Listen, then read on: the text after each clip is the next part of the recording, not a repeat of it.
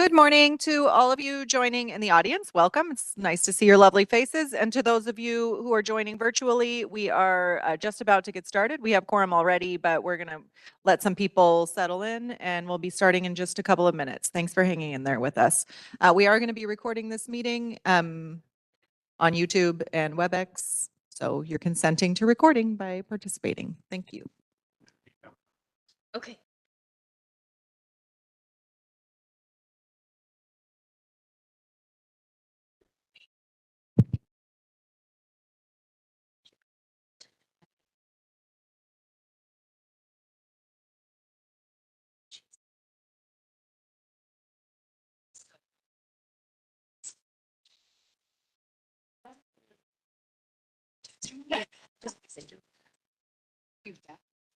So, but in terms of appearance, I don't know.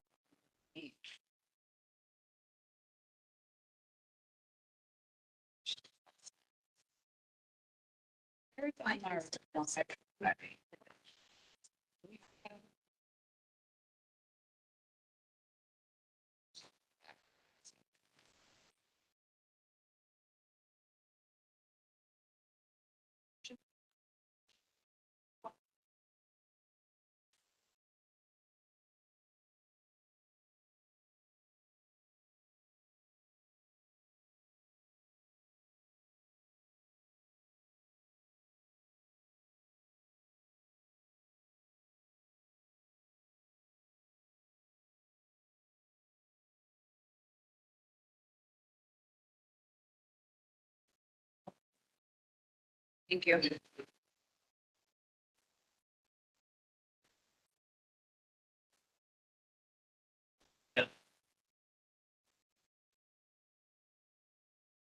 Oh.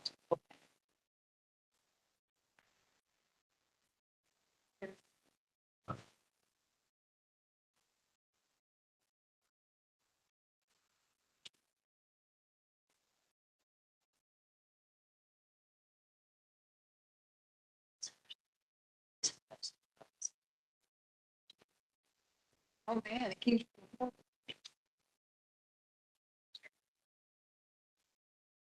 I've had that.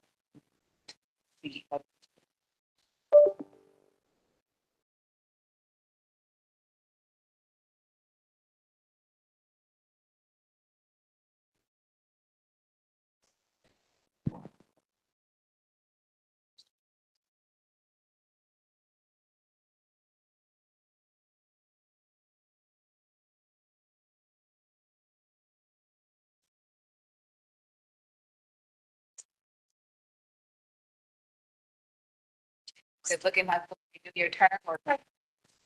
Interest. First look at I got you. success. Yeah. Welcome to the team. Thank you very much. Yeah. You got available? I used to be. I'm not available, but people apparently. Yeah. Well. I had some other people who used to be on the commission. Like all Oh, yeah. and my grants, I keep. Good morning. It is 9:05, Thursday, November 14th, and I am calling to order the meeting of the Los Angeles Probation Oversight Commission. I am Eduardo Mundo, Chair of the Commission. Welcome, and we look forward to hearing from our panelists, commissioners, and the public today on a number of important issues. I'm also very excited to announce that we are back to having a full commission. The board appointed Commissioner Brooke Harris on October 22nd and Commissioner Terry Ship, who has not made it this morning. Last week on November 6th, we are excited to have you both on our team. Commissioners, welcome, and we are looking forward to working with you. Please take a moment to introduce yourself. We can start with you, Commissioner Brooke. I'm sorry, Commissioner Harris. Hi, good morning. My name's Brooke Harris. I am very honored to be part of the commission and appreciate the support of my colleagues and the trust of you all. I am the executive director of the Pacific Juvenile Defender Center. We are a statewide organization that supports juvenile lawyers all over California. I also am a lawyer myself. I used to work at Loyola Law School, where I represented young people in court here in Los Angeles County. Thank you.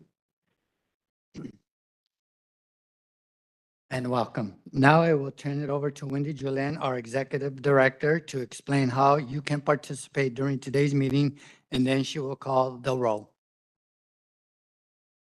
Good morning. Welcome, everyone. Thank you so much to all of you who have joined us in person, and welcome to all of you who are listening on WebEx. We invite you to participate in the meeting today, and also welcome to those of you watching the live stream on YouTube. As always, the core value of the Probation Oversight Commission is real public participation. We want your comments today. We want to hear them here live. We want to hear them in writing, and there will be an opportunity for public comment on every item. The way we'll do this is that Chair Mundo will introduce each item. There'll be a presentation, if any. The commission will ask questions or make comments about the agenda item. Then we'll go to public comment. We'll go back to the commissioners. And then at that time, any vote that needs to be taken will be taken. If there are more people in attendance than we have time for, we will consider scheduling additional town halls to take additional public comment. And we also may reduce the minutes of time that are available for public comment today. As a reminder to our panelists and commissioners and public commenters, please speak directly into the microphone. That allows our live and virtual audiences to hear you more clearly. For today, I'd like to ask for everyone to abide by the following code of conduct. Please stop speaking immediately when your time ends so that I don't have to interrupt you. I hate doing that. Please make sure your public comment relates to the subject matter of the item. If it doesn't, you're welcome to give public comment at the end of the meeting in general public comment on any topic that relates to the Probation Oversight Commission. Please remain respectful of each other and the forum, and please share your opinions. We want to hear you. How to participate. If you're here in person, it's very easy. You just walk up to the microphone. You don't need to sign up to make public comment. We appreciate your comments on any or all of the issues. If you're joining via WebEx, you use the little raise your hand function. That's the tiny hand icon at the bottom of the screen, and that will add you to the list, and we'll call you by name. If you are calling in and you want to comment and you're calling in on WebEx, you need to dial *3 on your phone. That activates the raise your hand feature for us. We'll call you by your phone number, and you have to press *6 to unmute yourself to begin with your comment. And I'll explain this again as we go through comments. If you have any technical questions or can't find the hand icon, please send a chat to the host, and POC staff will respond to you. All commenters will have 2 minutes today unless the chair determines otherwise based on the number of people signed up for each item. If you want to make your comment in writing, send us an email at info@poc.lacounty.gov. I'm sure we'll put that in the chat. Please do not send your public comment in the chat. None of us get to see that. Only the host sees it. It doesn't get logged as public comment, and it doesn't comply with the Brown Act. Our meeting's being broadcast live today on our YouTube channel. Thank you to all of you who have been tuning in. We are often reaching thousands of folks who are watching our meetings on YouTube, but there is no engagement with users on YouTube. We encourage you to subscribe to the channel so you can watch live meeting recaps and recordings of the meetings. You can also follow our social media accounts on Facebook, Instagram, and Threads at LA County POC for more information about our meetings and about reports that we are publishing. Buenos días, bienvenidos. Ya se ha iniciado la conferencia por WebEx. Si le gustaría hacer un comentario público después de una de las presentaciones y está participando en vivo, nomás tiene que pararse y venir a presentarse enfrente del grupo. Si está escuchando la conferencia por WebEx, tiene que oprimir el botoncito que parece manita. Y si está escuchando por teléfono, tiene que presionar *3 y le avisaremos cuando sea su turno. Si está viendo la conferencia en vivo por YouTube, no puede hacer comentarios públicos por YouTube. Si prefiere hacer sus comentarios en español, le daremos el doble del tiempo. En esta reunión sería 4 minutos. Serían 2 minutos para el comentario y 2 minutos para la traducción. Y nosotros podemos proveer traducción al inglés de español. Al iniciar su comentario, nomás avísenos que prefiere traducción, o usted puede también proveer su propio traductor. I'm now going to call the roll. And before I do so, I think I'm actually going to turn it over to Chair Mundo to welcome Commissioner Shipp. Good morning, Commissionership. Welcome to our body, and we're looking forward to working with you. We're hoping you would take a minute just to introduce yourself, let us know a little bit about you, and we'll go from there. Yeah, so good morning, Probation Oversight Commission and community. Tyreek Ship, I'm a system impact youth from the South LA community. Recently moved to Supervisorial District 3. I do advocacy and community organizing at the Anti-Recidivism Coalition, so I work with a lot of other formerly incarcerated youth and system impacted youth. And really, I'm just here hopefully to just give a youth perspective on a bunch of this stuff, right? Because we hear a lot about different perspectives from this board, but we don't get a youth perspective from a youth, right? And so I'm here to just represent the youth and hopefully give them a voice, and then, bring that unique perspective and come directly from working for formerly incarcerated youth and also doing it with currently incarcerated youth. So just bringing that youth perspective to the board, and that's what I'm hoping to give. So thank you. I'm so excited to have the three of you because I think we get to include Commissioner Prater as a new-ish commissioner. Thank you for that very much. I'm going to call the roll. Commissioner Canales is very sorry not to be here this morning, but she is out of town. Commissioner, and please just answer that you're present. Commissioner Harris? Present. Commissioner Jackson? Commissioner Kakani? Present. Commissioner Meredith? Present. Commissioner Prater? Present. Commissioner Ship? Commissioner Terry? Present. And Chair Mundo. Chair Mundo, with that, we have 8 out of 9 commissioners present, and that's definitely quorum, and I'll turn it over to you. That's a good percentage. Thank you. Let's proceed with item 2, the approval of the October 10th meeting minutes. Winnie, do we have any written public comments or live public comments for item 2? Having none, can I have a motion to approve the October 10th meeting minutes? Motion to approve the October 10th meeting minutes. Thank you, Commissioner Kokani. A second? Thank you, Commissioner Meredith. Are there any changes to the minutes? Okay, so I do have a change on page 3, paragraph 3, first sentence. It should read duration rather than during.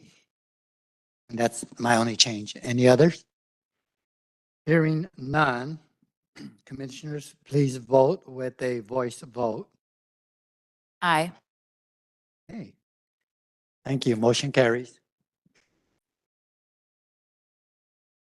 Let's move on to agenda item 3, which is to discuss and take possible action on an update on progress the Los Angeles County Probation Department has made towards reaching compliance with Title 15 and Title 24, according to the California Board of State and Community Corrections at Los Padrinos Juvenile Hall and Barry J. Nardoff Secure Youth Treatment Facility. This agenda item has 2 parts to it. First, we will hear a presentation from Deputy Chief Epps. Thereafter, we will hear a report from Probation Human Resource Manager Deanne Carlisle on current department-wide staffing personnel information, including rates of staff on leave, call-outs, deployment of field staff, and new hires to address staffing issues specifically at Los Padrinos and Barry J. Welcome, Chief. We are looking forward to hearing from you. Thank you. So our efforts towards reaching compliance on the unsuitability regarding staffing for probation are as follows. We developed a facility population reduction plan, which we're working through. We are increasing in that plan our referrals for youth to the community detention program to be monitored on electronic monitoring. To further that plan, we did a presentation on Tuesday to the judges. We developed a new contract for that program. We have gone through a list of youth in detention to determine who's eligible, because there's 2 ways that you can get onto that program, community detention. One is we upfront, when we receive an intake, we can assess the circumstances of the youth, and then we can make a referral to our community detention program with a promise to appear and place you on the monitoring program under CDP. The other way is to make a recommendation to the court for release to CDP. So we have seen some of the numbers remain steady with that. In addition to that, we stopped all site and releases. We've been actually working on a plan for a while, starting in August. So we stopped all site and release intakes into the facility and now require that any law enforcement agencies site and release from the field. So we've been able to deter numbers of youth across from August all the way into October from coming into the facility using that strategy. The other thing, using in our intake, there was not a specific intake criteria. The criteria said we just don't take all we take all 707B offenses. And there was a practice of taking anybody that was presented for detention, including kids that were site releases. Hey, can you help us deal with this thing, with this situation? So we developed a new intake criteria that specifically identifies for officers when you can take someone into custody and when you cannot take someone into custody. In addition to that, initially, we are changing some of the strategies that we do under our supervision for CDP to allow for increased youth. Say if a youth had a gun carrying incident, but did not use that firearm in commission of a felony, we can refer you to CDP if appropriate, but how would we monitor that case? So changing some of the strategies. We're continuing obviously to recruit new personnel. Our current Detention Services Officer Academy has 34 recruits, and that group graduates within the next 2 weeks. So of course, they will be working at LP. I checked the POP this morning, and as of 4:27 a.m., the population is 265 youth. I don't know if there's been intakes since my call this morning. On Saturday, we had a low of 262 youth in custody, but that went right back up on Sunday to 274. So those are the efforts that we're continuing to make. And of course, we developed a new staffing plan, a new staffing analysis, and modified the numbers. And so those are the things that we're doing directly. And then Director Carlisle will talk about some of the efforts that are underway through Human Resources.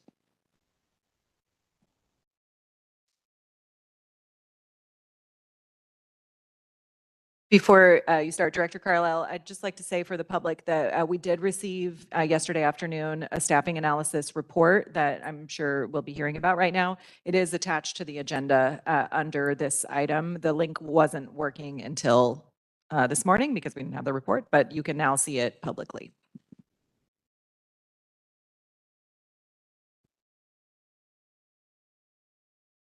Good morning. So my report is a lot of data, so I'm going to be reading through. I'll stop and give some explanations as I go through, but it is primarily a report on metrics. So a lot of numbers coming your way very shortly. So to start, the first inquiry, and we've reported this out before, so I'm following the same format that I've followed in the past. So I'm going to give departmental staffing data. Basically, our budgeted full-time positions for the department are currently 5,482. So 5,482 budgeted full-time positions. We currently have 3,984 active employees. So that means that we have 1,544 vacancies. We took a look at our turnover from January to October, and that shows us we have about a 6% decrease. I want to talk about some of the things we've done in recruitment. We have a fairly new recruitment unit, and we're expanding all the time. We have partnered with an external agency, CPS, for an advertising campaign in social media. So they're helping us to manage social media outreach and advertising. So what we've done recently, we attended 10 community recruitment events in October. So that means we have a team and a table, and they reach out in the community whenever we can. We've increased our community outreach by about 200%. From what we were able to do before in years past. But of course, COVID played a part in our being able to go out to community events previously. So we're trying to ramp up our community recruitment event attendance. If anybody has a community event they're aware of, please send it our way. We'll be happy to look into that and make sure we have representation. Through CPS, what we've done is we've added radio bus shelter and campus kiosks. We've increased our presence on Spotify, on Facebook, and other social media. In fact, yesterday, I believe Chiefs Epps recorded some radio ads for us, so we're very happy to get those out to the community shortly. We have 40 shelters with full-size advertising in them, bus shelter kiosks. So if you've ever seen the bus shelter on the side where they have the advertising, we now have 40 ads up at shelters around the area throughout Los Angeles. We have 4 college kiosks. We featured our new uniform, which we had a soft rollout on our new uniform in October. So our advertising does feature the new uniforms and a variety of staff. We tried to make sure that we have a good representation because we do have a very diverse staff as well as diverse communities. So we tried to make sure that we aligned and we had plenty of representation. We had a lot of volunteers, and we're very grateful to our staff who volunteered to basically showcase positive representation and have their picture on the side of a large bus kiosk. We have a virtual career fair. We are moving right now towards posting for the DPO positions. So we're hoping to get postings for those positions up very shortly. We continue to promulgate our DSO and GSN. And so as of 10/19, we've received about 192 for the past month. And so we're continuing to push people through. Since we started tracking, since we opened this particular exam, we've had 295 people start the academy since we started tracking in January of last year, not this year, but in January of 23. So we continue to move forward on trying to fill those. I'll provide the institution's staffing data now. Los Padrinos Juvenile Hall has 746 full-time budgeted positions. They have 499 active employees and 247 full-time vacancies. The chief mentioned that we have an academy class. When staff graduate from the academy, primarily they go to the juvenile hall. Some of them most of them go to Los Padrinos, and some go to Sylmar. So the Sylmar, Barry J. Neidorf, Kilpatrick, and DKC under the umbrella of the SYTF division, or sorry, Bureau. SYTF has 306 full-time budgeted positions. They have 258 active employees, so they have 48 full-time vacancies. So you can see why the majority of new hires coming out of the academy go to LP as opposed to Barry J. But we do balance that and try and make sure that we're doing the proper allocations to make sure we have sufficient staffing at both halls. The next item that we've been asked to report out on is leave metrics. So on our leave metrics, we've presented, last time I presented, I believe it was in June and it went through May. So I did include the May metrics as a carry forward. So for the last 6 months, in May, we had on continuous leave of absence department-wide, we had 516 folks. In June, we had 564. Excuse me. In Ms. July, Polly, sorry. rather than going item by item, Sure. because we do have it in front of us and our viewers can actually pull this up. If you can just kind of briefly just indicate, because there's an upward trend here. So kind of just explain the upward trend and what's causing that. And with the other data, just kind of point out the trends. And then if there's anything more specific that the commissioners would like to ask when it's time, then they can go back to the data and go that way. I think it will move along a little faster. Sure, no problem. Thank you. And I just want to just add one other thing for clarification, just like, so for the audience, there are acronyms, if you can kind of say them the first time so people are all on the same page about the use of acronyms. And then on the point about continuous leave, just kind of explain like what that is, just so the folks who don't know, I think that, we're trying to educate the public and everybody involved on the conversation. So if you can explain where appropriate some of these terms, and then, when you use acronyms, to kind of like say it out the first time so we know. Thank you. absolutely. Thank you. Okay, so I think I skipped over SYTF. SYTF is a Secure Youth Track Facility. That Secure Youth Track Facility Bureau includes Barry J. Nydorf, Kilpatrick, and a little bit of our Dorothy Kirby Center. Okay, so moving down. Department-wide, so continuous leave of absence means exactly what it says. Somebody goes out on leave of absence and is continuously gone for a period of time. Like if you get a doctor's note and they say you have to be on bed rest for 30 days, that would be considered a continuous leave of absence. The reason that we separate that out is because we also have what's called intermittent leaves of absence. So I can have a medical note, for example, that says, hey, Deanna needs a couple days off a month to care for her mother or her loved one or her child. You know, there's a qualifying process for that under FMLA, but we have a number of staff with intermittent leave as well. And continuous leave is in some ways easier to manage because it's continuous. So you know, Deanna's going to be gone until the 30th of the month. So we need to get that coverage.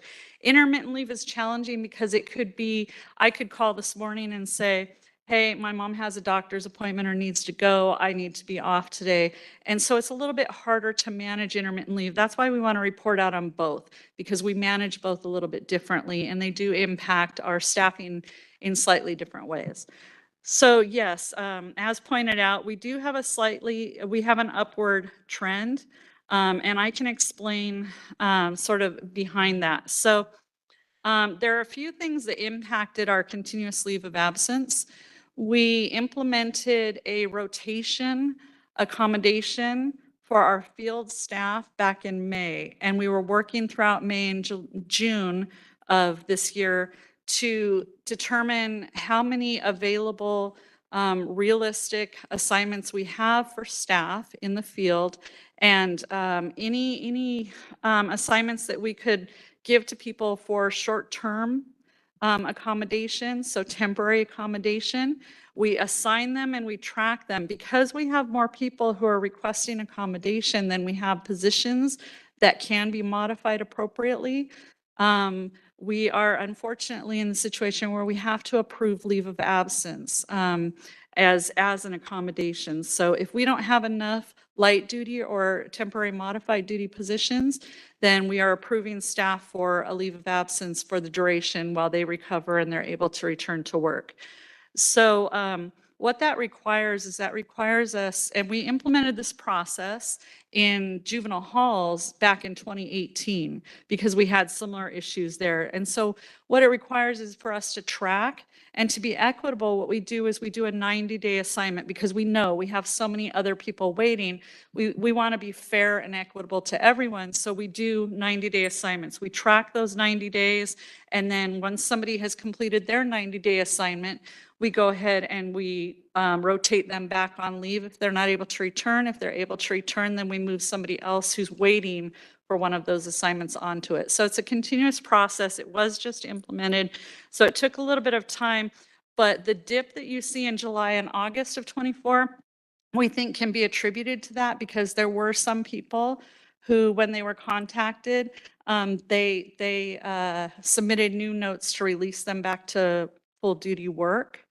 But at the same time we were doing that, we were also reviewing all of our staff in the field from a perspective of whether or not they had permanent work restrictions on file that might prohibit them from completing peace officer standards. So there are basically two ways that we look at our staff and their ability to do their work, right? We look at their class spec. What is their class spec?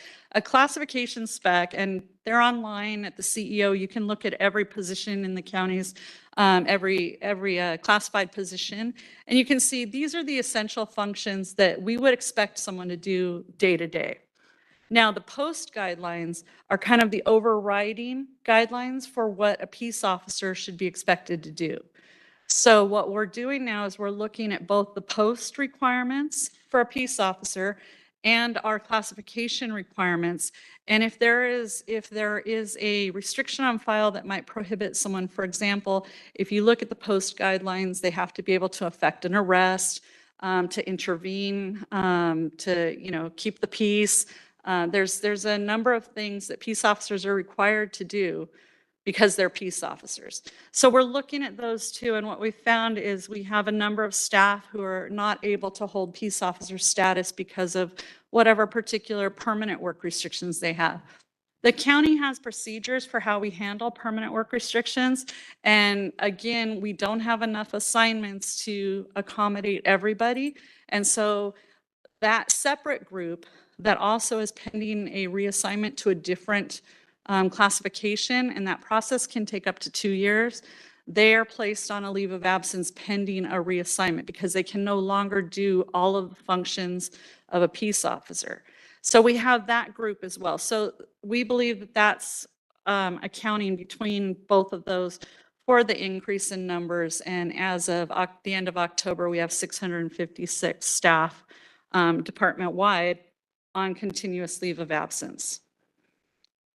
If you go down to the department-wide number of staff approved for intermittent leave, this has dipped a little bit, and we believe that the reason for that is because if you are on a continuous leave of absence, you don't need an intermittent leave of absence. You no longer, because an intermittent leave is, I can't come to work today. But if you're placed off work and you're off through, the end of the month, you're no longer approved for an intermittent leave. It supersedes. So that's why those numbers dipped slightly. Now, if you go down to the number of staff on continuous leave in institutions, it's come up a little bit, but the percentage is much lower, as you can see. And we believe that the reason for that is because our rotational implementation of leave and how we manage it has been in place for several years there. So it's much more stable. They're used to the 90-day rotations. We have, in fact, at Barry J, we have enough assignments to be able to offer to anybody who's assigned there. Sometimes, we have 1 or 2 waiting, but for the most part, the continuous leave in the institutions is stable because we've had that program in place for a number of years now. The field program, we're still refining and we're still, finding who needs it, looking at the accommodations to see if there are any other assignments that we can add, et cetera. So I expect that the field will stabilize probably in the next year as we look at more assignments, as we look at the process, and as we get people basically used to how the rotational assignments work for modified or light duty. Now, we did notice, as we were going through our data, we noticed that there was a little issue. Our workers' compensation cases were a little bit overstated previously because when someone files for workers' compensation, we make a notation in our leave program and it wasn't differentiating between whether they were actually on leave or whether they had just filed. And so we've since cleaned that up. So we know that our numbers will be more representative of actual leave as opposed to merely filing a claim. It wasn't a significant, but I thought it was important to mention because it did make our numbers fluctuate a bit. Our number of staff approved intermittent leaves in the juvenile institutions, it did go up quite a bit in July. We're not really sure why it went up more in July, but as you can see, it's kind of stabilized. And if you look back at May, we're right around those same numbers again. So some numbers to provide department-wide, because as I explained, we have a number of people with temporary modified light duty or light duty assignments, and we have a number of people with work restrictions. So we provided that information just below. So we have 215 employees on modified light duty assignments department-wide and 154 employees with permanent work restrictions. So when I presented this back in January, we had 64 staff department-wide on modified duty, and we went up to 215. Again, that's because we have since implemented in the field, and the field has a number of staff that are currently on requested light duty or modified duty. So that accounts for those increases. As far as the institution staff on light duty, there's been a slight increase, but it's still within. We had 55 back in January, we have 72 now, and it's kind of fluctuated in between in what we'd expect to be sort of a normal more normal fluctuation. Department permanent reassignments. As I said, we have 154. In January, we had 36. Again, as I explained earlier, we know that we have had a significant increase because we're looking now at their ability to not only meet the class specs and their day-to-day work, but to meet those overarching peace officer standards and requirements. And so that has accounted for the significant increase. We are working with all of the people who've been identified on permanent work restrictions. We're working with them to find alternative positions within either the department, or if we're unable to find in the department, then countywide. Any questions on leaves?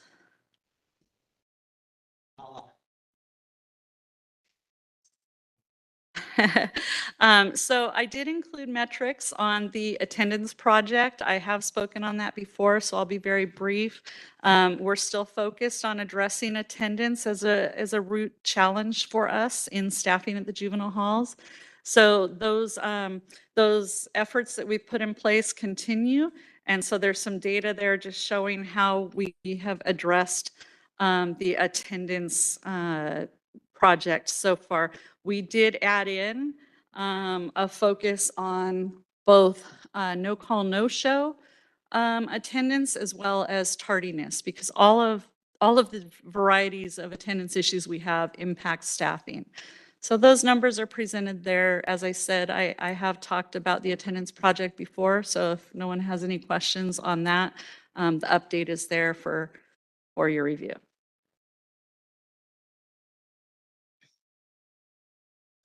Okay, so the call out system. Our call out system was developed in partnership with Department of Human Resources, the County Central Department of Human Resources, and our technical people. And then we developed a online URL call out system back in January 23. It was implemented. Basically, what that call out system does is if you're assigned to the juvenile halls, whether it's regular assignment that you're assigned there and that's your regular, day-to-day, or whether you're deployed, you're to use this call out system. Prior to the call out system, we literally got calls and we had people staffing desks and taking phone calls. So the call out system was to replace that because there was a lot of paper documentation and we didn't always know what was happening. We couldn't really look at it in real time. So to help supervisors to staff at the halls and to monitor this, the call out system was developed.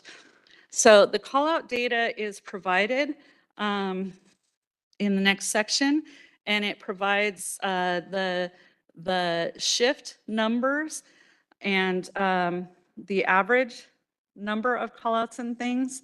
So you can see the data there. We have noticed if you look down towards more recent months, you can see that at Barry J. Nydorf in August, September, October, those numbers have trended downward. If you look back up towards January, February and above, the numbers were much higher. So those numbers are trending down. We do see some trending down at LP2. That's a little bit slower, but it is still, I want to point out, still trending down. Now, one thing I really want to emphasize with the call out system, first and foremost, the systems I'm talking about, HR does not oversee. I have an understanding of them because we helped to develop the call out system. But I do rely on the institutions to provide this data and provide the analysis. So any analysis I'm giving, I might not be able to go in depth with you, but I did try and get as much information as possible so I could answer questions. But what we discovered recently, we implemented a scheduling system as well. And back in May, we were able to get the scheduling system and the call out system to basically cross-reference each other. And what we found is that our call out system is overstated. So I'll give you an example of how it's overstated. I'm an employee. I already have an approved, I requested vacation 2 months ago, and that vacation was approved, but I'm nervous that what if it didn't? So I call every single day that I'm on vacation. And the call out system just logs a straight number of how many people called. I can also call the call out system and say, hey, I'm going to be 5 minutes late. Now that's going to trigger a straight number, right? Of, hey, we got that call out, but that doesn't necessarily equate to nobody was there for that shift. So if you scroll down to the next data set, the scheduling system now allows us to look at the shifts, how many total shifts we have, and align those numbers, because a call out is just a one-for-one. Anytime anyone picks up the phone and enters that call out system, it shows 1, but they might not be a 1. Does that make sense? I might be 5 minutes late, but I'm still there for my shift. So now what we're able to do with the scheduling system, we have centralized the scheduling function. There's a unit now that manages all the scheduling. And as we continue to refine that scheduling system and really be able to hone in, we've been able to cross-reference, and that's where we receive this percentage of holdovers. So if you look up here for the LP holdovers, this is based on the scheduling system, which again takes that information from the call out system, takes information from the location, and takes information from the actual location scheduling as they come in and out. And it shows how many shifts there are and how many holdovers. So the percentages are shown there. As you can see, it's starting to come down. And we believe that's because we're refining the scheduling system, and we're able to go in real time and really address some of the issues that we have. So you can see the LP, the holdovers were highest back in July, but since then we've come down a percentage. Now, if you go down to SYTF and you look at their percentage of holdovers, it's actually negligible. It's pretty, it alternates between 0 and 1, which is actually really a good number to show. We weren't able to show this information without the scheduling system, because if we tried to align it to the callouts, as I said, it would be overstated, and they are kept in completely different systems. But now that we have all of our data coming in real time, and it's correlated to each other, we can check that out. We can say, okay, you know, Deanna called into the call out system 3 separate times. She called in the night before to say she wouldn't be in today. Then she called in today and said, this morning, and said she wouldn't be in. And then she called in at 10 o'clock and said, you know what, I will be in, I'll just be an hour late. That's gonna show us 3 in the call out system.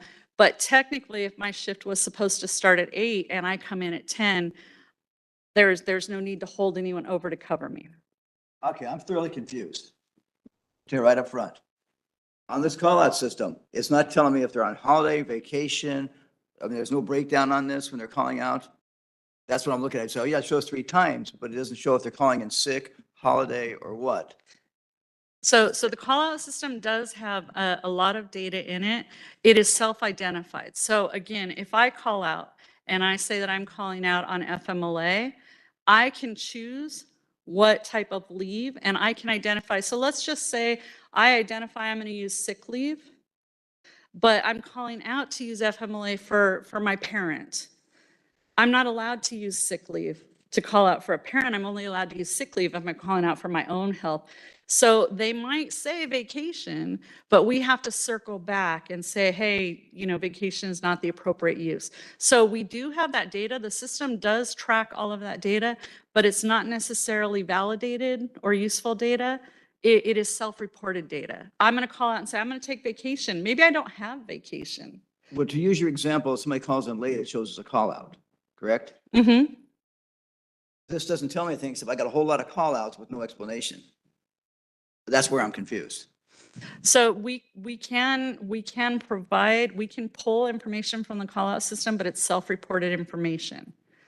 So that even though I could tell you 27% called out and indicated they were going to use vacation, that metric might not be valuable because they might not have vacation, they might not use vacation, they might not be approved for vacation.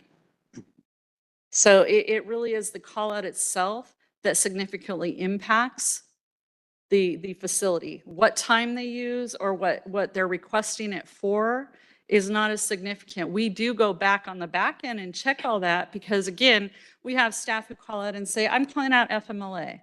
We have to go back and make sure that you actually have approved FMLA on file, because if you don't, even though you said you're calling out FMLA, and it might say we had 300 people who called out due to FMLA, we might only have 120 that have approved FMLA on file.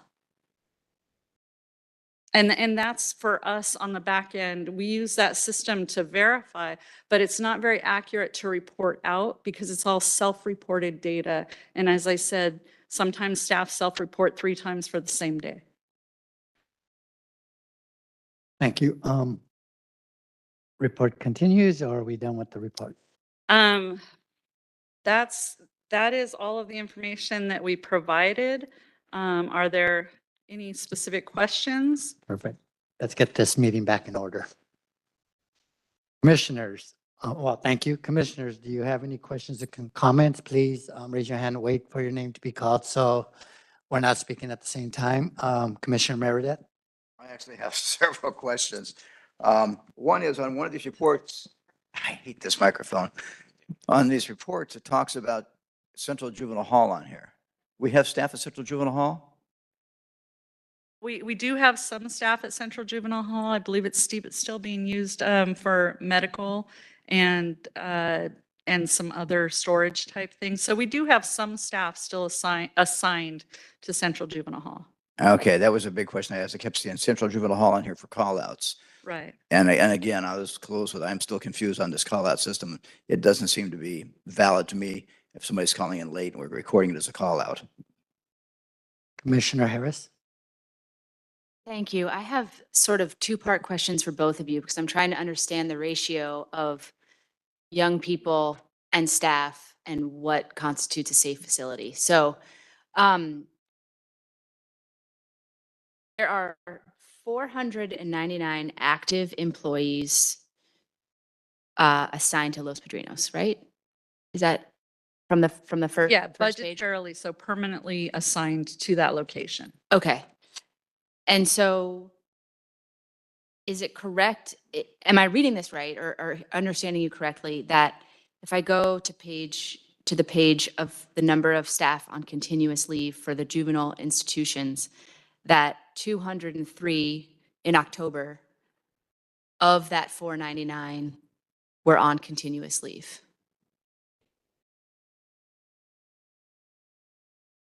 Yes, that's correct.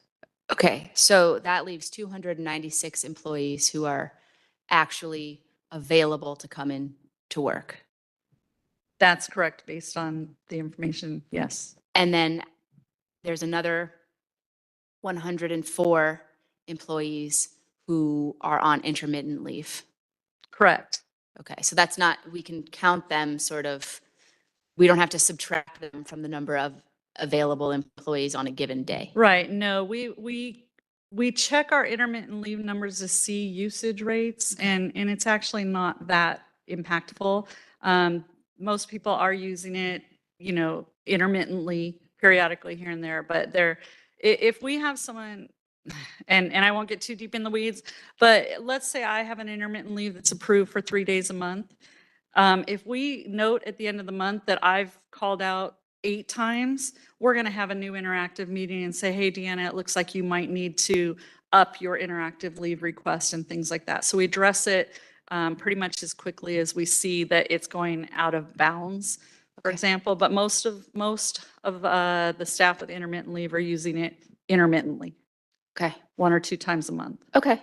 And that doesn't, and the call outs are a separate thing from intermittent leave. That's another, someone that's on intermittent leave may also call out for other reasons other than their sort of what they anticipate they would need in a given month.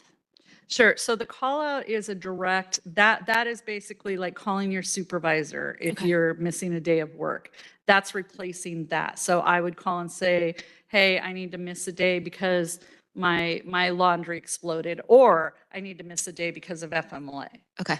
So really what we're talking about in the universe of active staff that are deployed to Los Padrinos is 296 employees. Of those, some also have approved intermittent leave and others call out. We all sometimes call out to work. I understand that. But so we're really talking about 300 staff that are there and available to fulfill their shifts. So there is a differentiation between assigned staff and deployed staff. So assigned staff are, your job is, your day-to-day expectation is that you are assigned, you were hired, you're given a note, an offer letter, you are assigned to Los Padrinos. Now, what we've done, because again, our numbers are, our staffing is low, what we've done is we've on top of that deployed staff. Now, when you're deployed, that means that your regular assignment, my regular assignment might be, you know, at a office facility in Van Nuys. But because of the need, I am deployed temporarily to the juvenile halls. So they are two different buckets, deployed staff versus, and I don't believe I have deployed numbers in this report, but they're two different. So that's how we're solving that discrepancy that you noted of the numbers that we have at the juvenile halls not being sufficient.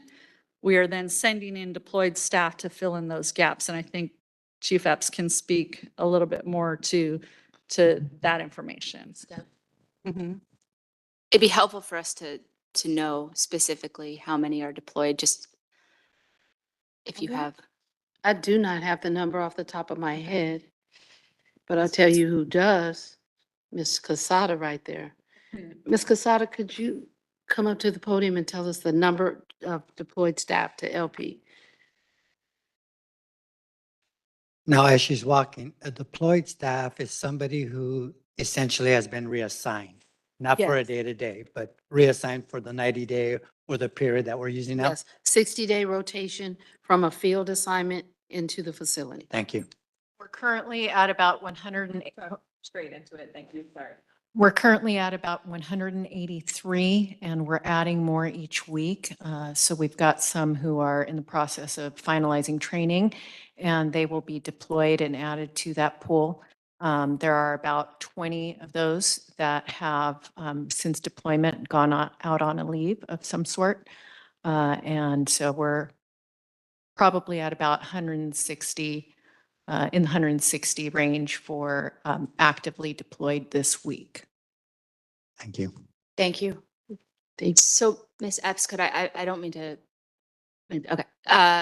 Ms. Epps, can we go back to the number of young people that you were talking about and the department's facility reduction plan?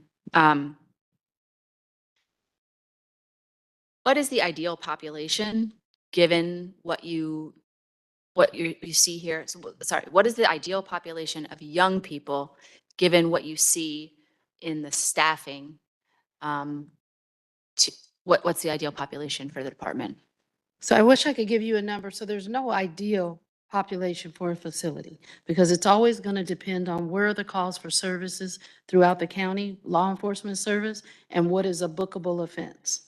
But I can tell you when we look at the CDP numbers, I'd like to see the population at 250 if we have youth that are suitable and just starting that as a baseline, but not an identifiable number, but any youth that is eligible to be diverted to home supervision or to the monitoring through CDP. You asking about the appropriate staffing levels based on the ratio? I'm going to get, yeah, ultimately, but I'm just wondering about the depopulation plan. If the department has hit a target, I'm hearing you say 250 in Los Padrinos is your ideal target. That's a baseline target. Okay. So we, like I said, today when I checked at 4:27 a.m., we were just above 260. And you feel that would ensure, as Ms. Jackson asked, that would ensure, that would increase the safety and not just the safety, but the ability of programs, outdoor time, all of the essential components to run It better? would increase flexibility to do those things because we staff, as most facilities do, at a PREA ratio. So you need one staff for every 8 kids that you have in custody. The other layers that are in Title 15, you have to have adequate staff to operate the facility. And then you have to have adequate supervisory and managerial staff on hand to provide, management oversight and supervision.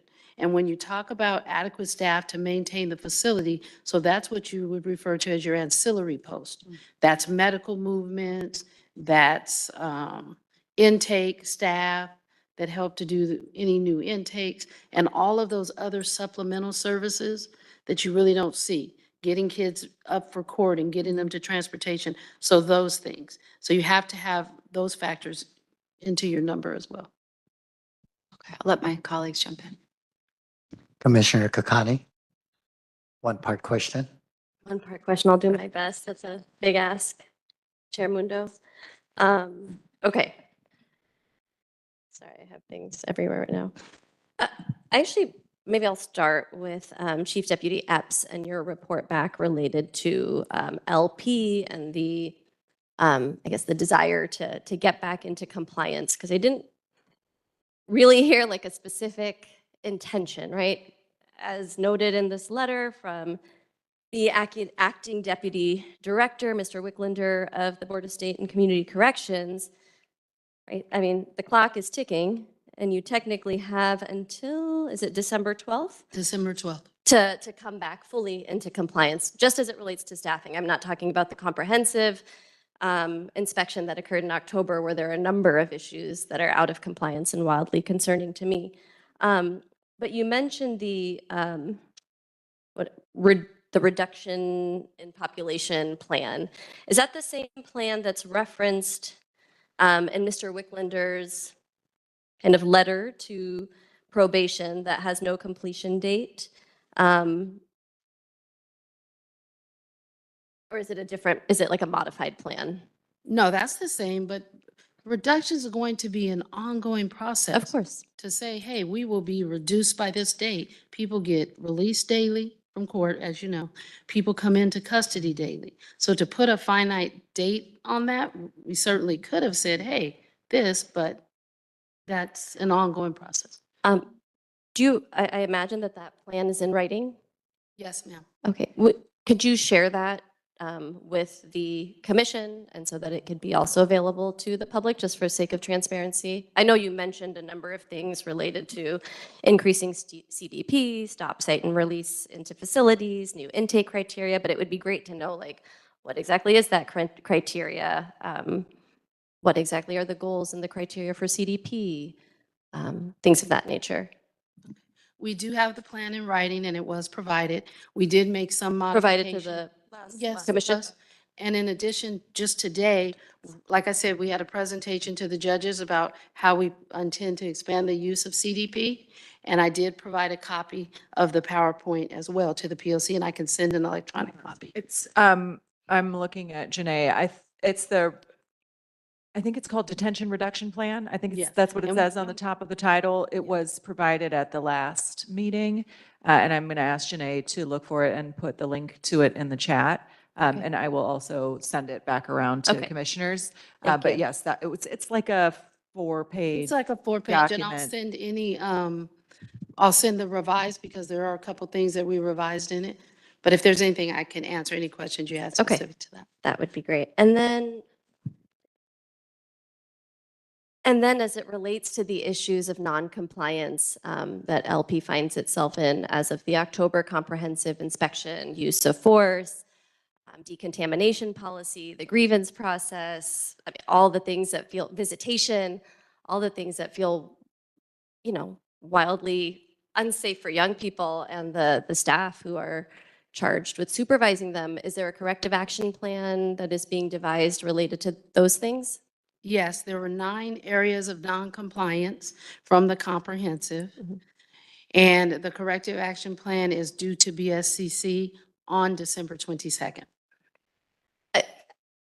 As we know what happened last time, right? The corrective action plan was due, I think, on October, then it was submitted the night before, or maybe 2 days before, which may not have allowed for a ton of feedback, and then resulted in the corrective action plan being rejected. So is there a plan to submit the corrective action plan in time for feedback? Is there a plan to not find ourselves in the same position that you all are in right now? The plan was submitted actually the day it was due, Oh. within the designated timeframe. I think it was due 5, and it was submitted at some point in the afternoon. Now, the issue was that you can submit your corrective action plan in advance of the due date to receive technical assistance. Unlike the other situations that we've had, we have been out of compliance previously in staffing over the years, as you all know. The difference there would be, so let's just say, pick one, right? Room confinement. I can change a policy for room confinement. I can change requirements for what you have to write or what you have to do and give you proof of practice. Staffing is a little bit more complex because there's a human factor. You can have many layers of plans written into that. But so that was a little bit different, but certainly your points are taken. So what is the date by which you all plan to submit the corrective action plan for the October comprehensive inspection We're issues? working on the corrective action plan now. I can tell you it'll be submitted in advance of December 22nd, as most of our plans are submitted in advance of the due date, and it will be the same with this one. And we can let POC know when it's submitted. Okay, that would be great. Thank you. Commissioner Ship? Yeah, I know it's my first day and I got 1,000 questions, but I'm gonna save it till round 2. So, right, you talked about that right now there's 265 youth at LP, right? And that's a big dip from 300, but we know that movement out of LP has been a big issue in the county in general, right? So I want to know is that, and you talked about reducing the population as well. So I want to know what percentage of that is the reduction plan, and also what a percentage of that is you just being moved to their final place, like if they're going just to kill Patrick or Mary J. Nidoff, what is the difference? Like, what is the percentage difference? Are we actually reducing the population by actually decarcerating youth and letting them be on CDP, or are they just going to their final places? Like, what is the difference in that? So our plan, we are going to come into compliance where we are at LP to address the staffing. That is where we are right now on that. As far as, yes, we have seen many things. So for us, the decrease or increased referrals to the Community Detention Program, CDP, I'll keep repeating that acronym, goes hand in hand with every reduction strategy. Because in order for you to increase putting kids in the community on the supervision of those plans, we're also increasing other things. So I will say, I know some people agree to disagree. So you have to have things where, say if there's a violation of probation, some violations on first. What do we have if a kid is up for violation because they didn't go to school? What do I offer in the community? So we're putting those types of things in place, and all of those go hand in hand. As I said earlier, we stopped receiving cite and release cases for intake. That's where we've seen the biggest impact to date, with the highest number of kids actually never having to see the inside of juvenile hall being at 53. For our CDP, we have seen increases in the number of kids being referred. We believe that this will be increased further following the presentation that we did to the judges on Tuesday, and then turning around and retraining. We've retrained our CDP officers and given a new criteria for that as well.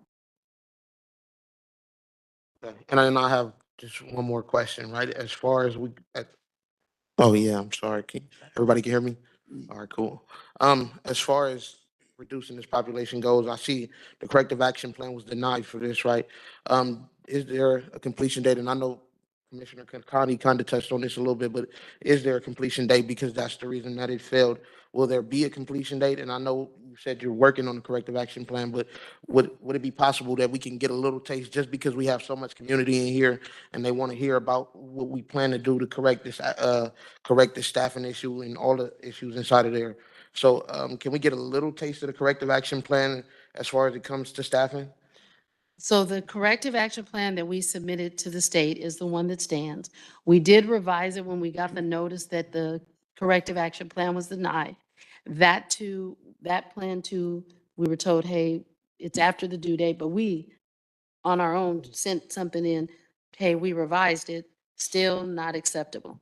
but we will continue to work through the plan on our end and up to and including recruiting staff, doing the reduction plan, reconfiguring the staffing analysis, which is the number of staff you need per youth for ratio, and your ancillary post as well, as we continue to get a decline in the population. Sure. I'm actually looking at Commissioner Kokani to correct me if I'm wrong about this, but I believe that because the corrective action plan was denied, it wasn't made public and we don't have we never saw a copy of it. Am I right about that? I never saw think it, and I looked at I know you said that there was something that was attached to the October agenda or a previous meeting. There's nothing on the October agenda or the September agenda or the August agenda for that matter. It wasn't on the agenda. It was something provided at I'm talking about, I think we're talking about two different things. Okay. So the detention reduction plan was provided in Yes. paper at the meeting in October, and then, so we have it on paper, and sent out and can be sent out again, and we can attach it to today's agenda. I'm talking about the corrective action plan that was denied. I don't think was ever Right. made public. That's my understanding. I haven't seen it anywhere. So I don't know whether that's something that the department might be, I don't know whether that's what commissionership is asking about, but you may be thinking that the commissioners have seen the I corrective was action thinking plan and that. they have not.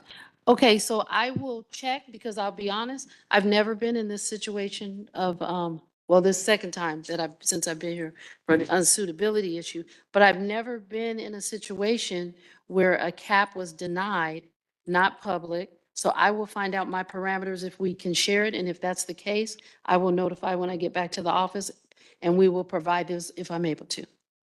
Okay, so I'm going to take one more question from Commissioner Terry, and then we're going to give the public a chance to weigh in, and then we'll come back and we'll give our last questions. Commissioner Terry?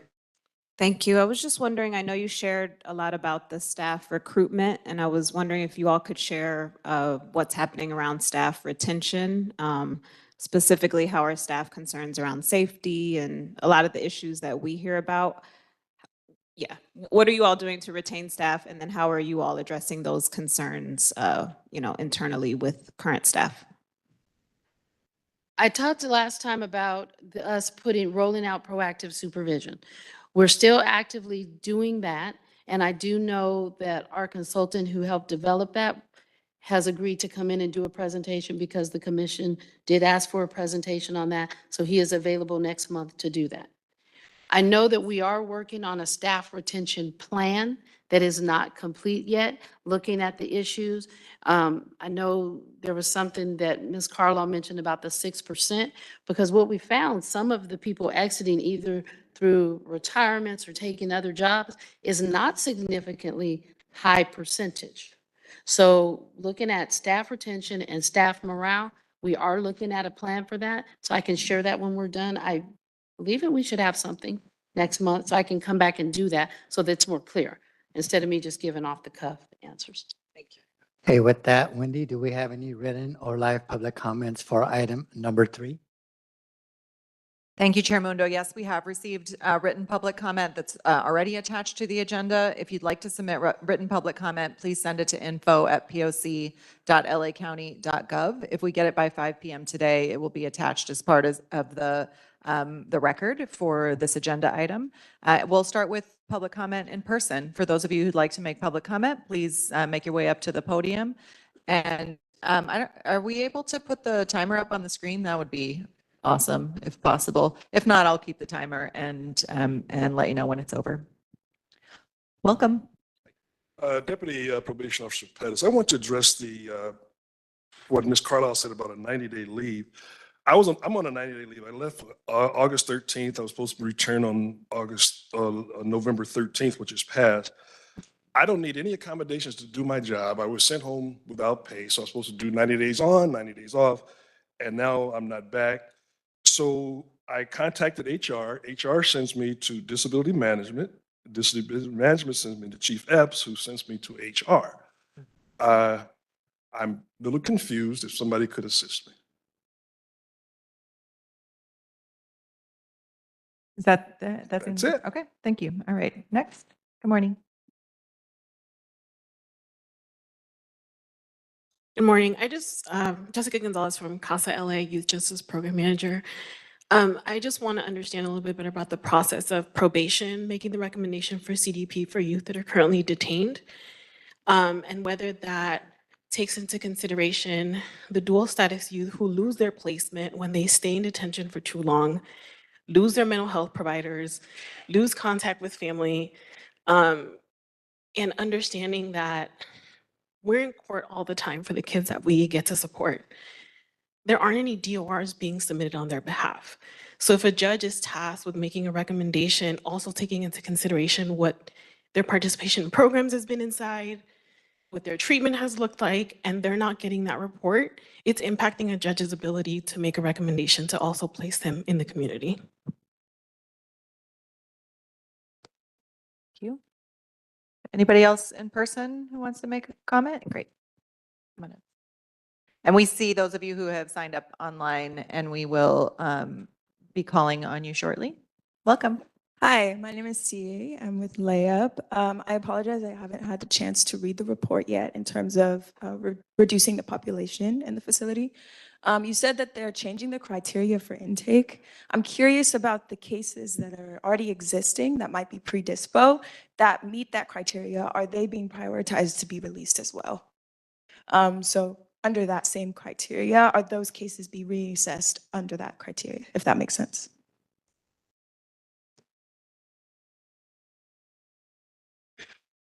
Okay. If Thomas, are you coming up to speak? No, he's not. Good morning, Mr. Ford. Morning. You guys hear me? Good morning for those of you. Is the mic on? Oh. Where's the tech guy? All right, how's that? Good. Good morning, Stacy Ford, Local 685 President. It's so good to see all of you today, and I'm so glad you're here. I did have a question and a concern in reference to staff morale and staff safety. This is directed directly to Chief Epps. I want to know what efforts are being made in reference to staff safety. Because right now, our members are not feeling that they're safe. They're not feeling protected.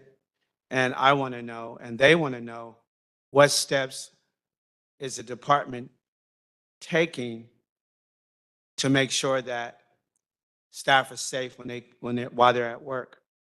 We have a number of staff who are out currently on IA. The number is very high. And I'm just wondering, what is the department doing about this? There's what we call a cause and an effect. And we've been focusing on the effect of why staff are not at work. We hear a lot in the news, oh, they're not coming to work, for whatever reason. But nobody is talking about the reason these people are not at work. And I just want to share with you, they're not at work because they're either in the hospital or at home recuperating from some type of attack that they've received by the young people that are in our care. And so what are we doing about this? I think that when we look at our staff morale, if we make the facility safe, people will come to work. But right now, it's like a war zone. We go into these facilities and we don't have the proper tools to be safe. And there's no, I haven't seen, and based on talking to some of the staff regarding their injuries and attacks. That's your time. Thank you, Mr. Ford. Deanna, can you tell the audience what IA stands for, please? You said what? That's your time, yeah. IA, as far as a leave, Yes. returns to internal affairs and ordered absence. Generally, that happens when there's an investigation underway. That's actually what I thought it meant, and I don't think that's what it means from Mr. Ford's contact. Can you just say when you said IA, can you explain what you mean by that acronym? Industrial Yes. accident. There are two acronyms. I agree. That's why I asked for the clarification. Thank you. Okay. Thank you. Thank you. Just for the record, I would more than Thank you. I would love to come back, talk about Thank you. staff safety, but 3 minutes is not going to cut. And if you do come back with data, because just saying there's a lot. Okay, because if you come back with data, then we actually can support that, but just to present a narrative, okay? Thank you. Welcome. Hello, my name is Stephen Calderon. I'm 21 years old, and I came with Anti-Recidivism Coalition. And hearing about this topic, I feel like um, having everything stated clearly is important because it's you guys are focused mostly on the living, on the building, on the building situation, living situation, but what about the youth's development and their personal growth? I feel like that's one spot where we should start off because a little bit about myself, I went through these programs and I've lived in these facilities myself, and I feel like empowering the youth, building relationships with the youth, that should be a stepping stone. Thank you guys. Thank you. Go ahead.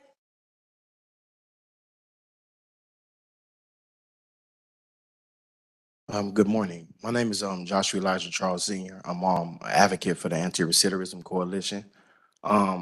Listening to the things that are unfolding, I just want to bring to everyone's attention that I was a product of the system that's being discussed. I started off in placement. I went through camps. I did Los Padrinos. I did Central. I did Silmore, and I also did over 21 years in prison. Post-release, I've noticed in society that there's not many opportunities for the youth to necessarily plug into. And no matter the arguments that I hear that are displayed on a continuous basis, the number one problem or solution rather that I feel is mental health. When you deal with staff members that are in fear and you deal with the population, there's a disconnect. There's no middle ground between the two. There's not one on behalf of the youth to really communicate what it is that they're emotionally or psychologically going through. And then there are some staff too that need to be trained further in dealing with people that are not psychologically stable to express themselves properly because we're all human.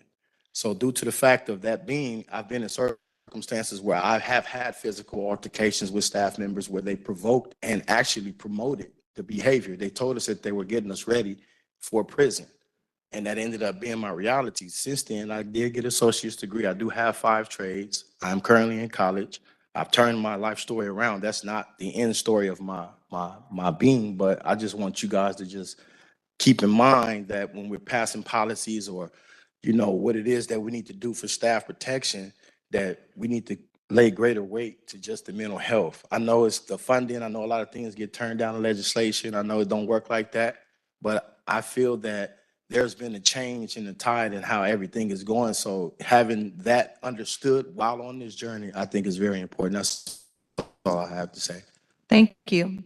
Welcome to those of you who are joining us in person for the first time. Thank you for being here today. Good morning, Michael Davis, Deputy Probation Officer, AB 109, LP Juvenile Hall, probation for 36 years. I've seen what works and what don't work. I've been here. I work my day job and I go in at the institution in the evening. I'm there in the trenches. And the biggest problem is that staff feels they have no support from management, period. You talk about morale, that's what kills morale. They have no support from management, period. They feel management is more there to be punitive to them than to support them. They don't have the tools to work with, and they do not have the support. I'm there because I am Local 685 secretary. I'm there to support my members. I'm there to give them what they need, to talk to them when they need someone to talk to. They don't have that from management. They don't even see management. You don't have seniors in the building. You don't have supervisors in the building. All you have is staff trying to do the best they can, and they're busy being walked out in IA, internal affairs investigations, et cetera. We want to build up staff morale, start supporting staff instead of victimizing them. Thank you. Next up. Good morning. Hello, good morning. It's kind of a long speech, so I'm just gonna get right into it. Good morning, my name is Sarsha Shakur, and I stand before you today to shed light on a troubling reality. Los Padrinos Juvenile Hall has once again failed its comprehensive evaluation. It's deemed unsuitable for the care of our youth. This is not just a technicality. This is a reflection of the deep ongoing issues that continue to plague the facility. Let me break this down. From January to June alone, there were 572 incidents of physical force and 228 incidents involving OC spray, totaling 800 instances of force, all in a facility housing only about 300 young people. This paints a grim picture of what's happening behind those walls. When we hear the term unsuitability, I believe we become desensitized. We forget that it means children are being beaten, pepper sprayed, and housed in inhumane conditions. The word unsuitable should not be a bureaucratic label. It should be a wake-up call for all of us. As Maya Angelou once said, do the best you can until you know better. Then when you know better, do better. So why does the probation continue to fail our children? If I were to mistreat any of the young people in our care, I would be fired. Yet probation continues to subject these kids to violence and neglect. How is that acceptable? We cannot keep tolerating this. We cannot look the other way. It's time for a change. Our youth deserve better. They deserve justice, they deserve compassion, and they deserve to be released from these monster systems into a community that loves and care about them. Thank you. Thank you. How y'all doing? How y'all doing? My name is Jacob Jackson. This is kind of my statement on juvenile facilities as a whole. I'm the youth outreach support and I'm part of Youth Justice Coalition.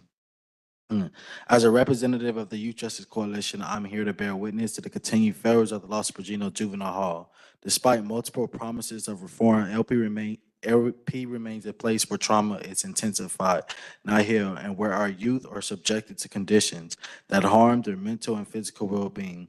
This institution has consistently failed not only the youth who are currently detained, but also those who have been released, scared by their experiences. The following testimonies from two individuals currently inside LP highlight the devastating reality that too many youth face daily. Testimony 1.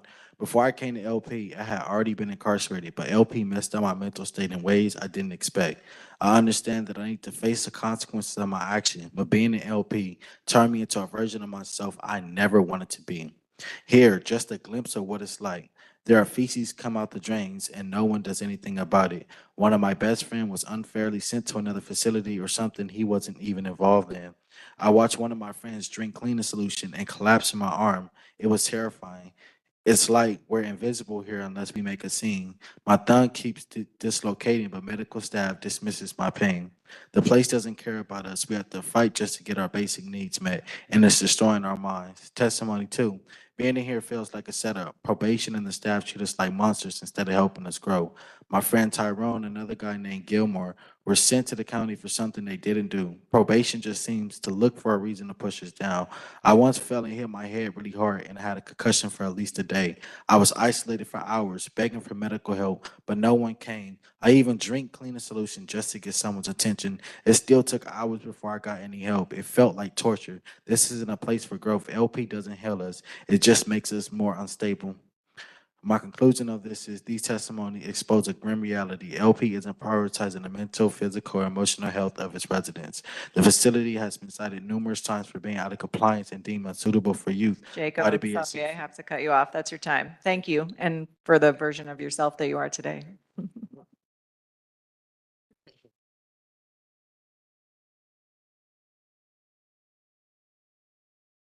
Good morning. Can I start? Awesome. Good morning. My name is Emily Zamora. I'm a youth organizer and policy associate with YJC. I can't say that I'm surprised that Chief Rosa didn't come up today. during such a critical moment with Los Padrinos being found out of compliance with staffing and programming and the ongoing human rights violations that youth inside of the halls experience on a day-to-day basis. You can't mask a failing department, and in every sense of the word, the probation department is failing in keeping our kids safe, but goes above and beyond to save their own positions, the exact opposite of a care-first approach. From the report provided today on the coddling of probation officers who continue to call out, refuse to show up to work, and still get paid full-time salaries speaks for itself. Instead of going over numbers and figures that don't really matter, let's get into what probation department is responsible for. As of Tuesday, October 22nd, half, or 51%, of LA County's incarcerated youth population is caged in an unsuitable facility. From January through June, there were 572 physical force incidents, 228 OC spray incidents, and a total of 800 use of force incidents, despite there only being about 300 youth at LP at the time. Upwards of $3 billion being spent on thousands of sexual abuse cases at county facilities. And I'm not exaggerating when I say kids inside of the halls experience human rights violations. Here's what some of the youth inside of LP had to say about their time in custody of probation. Horror inside LP for me is experiencing all of the fighting we have to do to get what we should already have, from clothes, food, and our cases. What I think is horror in LP is starving daily and walking around with nothing to do and no one to talk to. It's hard to think about my family and what they're doing inside of a cell. Toilets that flush over instead of inside, being searched naked around grown men 5 to 7 in a circle, not being able to have a voice. It doesn't matter how many people you deploy, whether or not you have a call-out system. Stop the cap, free our youth, invest in Youth Justice Reimagined, and invest in our communities. Thank you. Thank you. Welcome. Hello, good morning. My name is Natalie Segura. I'm a youth fellow at Youth Justice Coalition.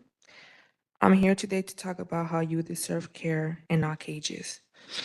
How Los Padrinos was found out of compliance. Reports indicate that conditions within Los Padrinos are not inadequate, but detrimental to the well-being of the youth, of the young individuals housed there. From overcrowding to not enough access to mental health services, the facility has become a breeding ground for trauma rather than healing.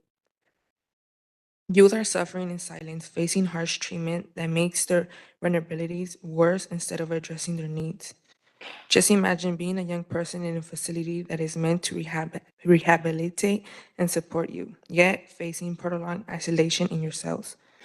This situation not only violates the mandated care protocols, but also undermines the very purpose of such institutions. Let's provide mental health resources and youth centers for our youth. We urge to shut down Los Padrinos. Let us pave the way for compassionate and effective alternatives that prioritize rehabilitation over punishment. Our youth deserves better, so let's ensure they receive it. Thank you. Thank you. Welcome. You can start. Good morning. My name is George Garcia. I'm a youth fellow at Youth Justice Coalition. Today, I want to address a critical issue surrounding Los Padrinos Juvenile Hall institution that is not only out of compliance, but is also failing the very youth it claims to serve. Reports have emerged indicating that probation workers are misrepresenting the resources available to these young individuals, creating a facade of support that simply does not exist. Inside Los Padrinos, youth are left without the essential help they need. They face inadequate mental health services, limited educational opportunities, and a lack of proper rehabilitation programs. Instead of fostering growth and healing, this facility perpetuates a cycle of suffering and despair, according to recent investigations, and it serves an environment that is anything but safe. The facts are clear. The youth inside Los Padrinos are suffering, and the system is failing them. This facility should be shut down, and we must advocate alternatives that generally support our young people. They deserve a chance for a brighter future and not harsh realities of an outdated and effective system. Let us stand together to demand accountability and change for the sake of our youth. Thank you. Thank you. Hello, I'm Thomas Bell, Camp VP for Local 685. keep my phone right here. You know, what I'm gonna say is coming straight from me, not anyway. But I just wanted to say, I used to work for. We're here talking about staff numbers and getting officers back to work. I used to work for the Marriott, and you know, I can't quote it word for word, but one of the things that they used to use is if you take care of your employees, they in return would take care of your clients. So if things are so jacked up in LP, if the minors aren't being taken care of, let's ask why. If we go by that philosophy, you take care of the people who work for you, they in return would take care of their clients. We got to ask, are the people who are working for this department being taken care of? Are we looking out for them? Are they feeling safe? Are they getting their needs met? Because a happy worker will make sure that their job stays happy. They will make sure everything is taken in place. If you look at some of the best places to work, those people, they greet you with a smile on their face. They make you feel comfortable. So if their workers aren't feeling comfortable, they're not going to make the people who are under them feel comfortable. So we should look into that. We got people who are offline. We got people who on IA. We got field officers who are not in the field right now, but are at home because they can't go into the field. This demoralizes people. This demoralizes morality within our field, and within our halls. So let's take a time and think about that. I think only one commissioner actually mentioned about officer safety, about how we feel as officers. You know, I didn't expect any more really, but I appreciate you even bringing that up. But let's look at that. If we go off a successful business, since we're so failing so bad, let's go off of what a successful business philosophy is. Take care of the people who work with you. They in return will take care of the people they take care of. Thanks, Mr. Bell. No, is there one more? Lena, are you coming up? Okay.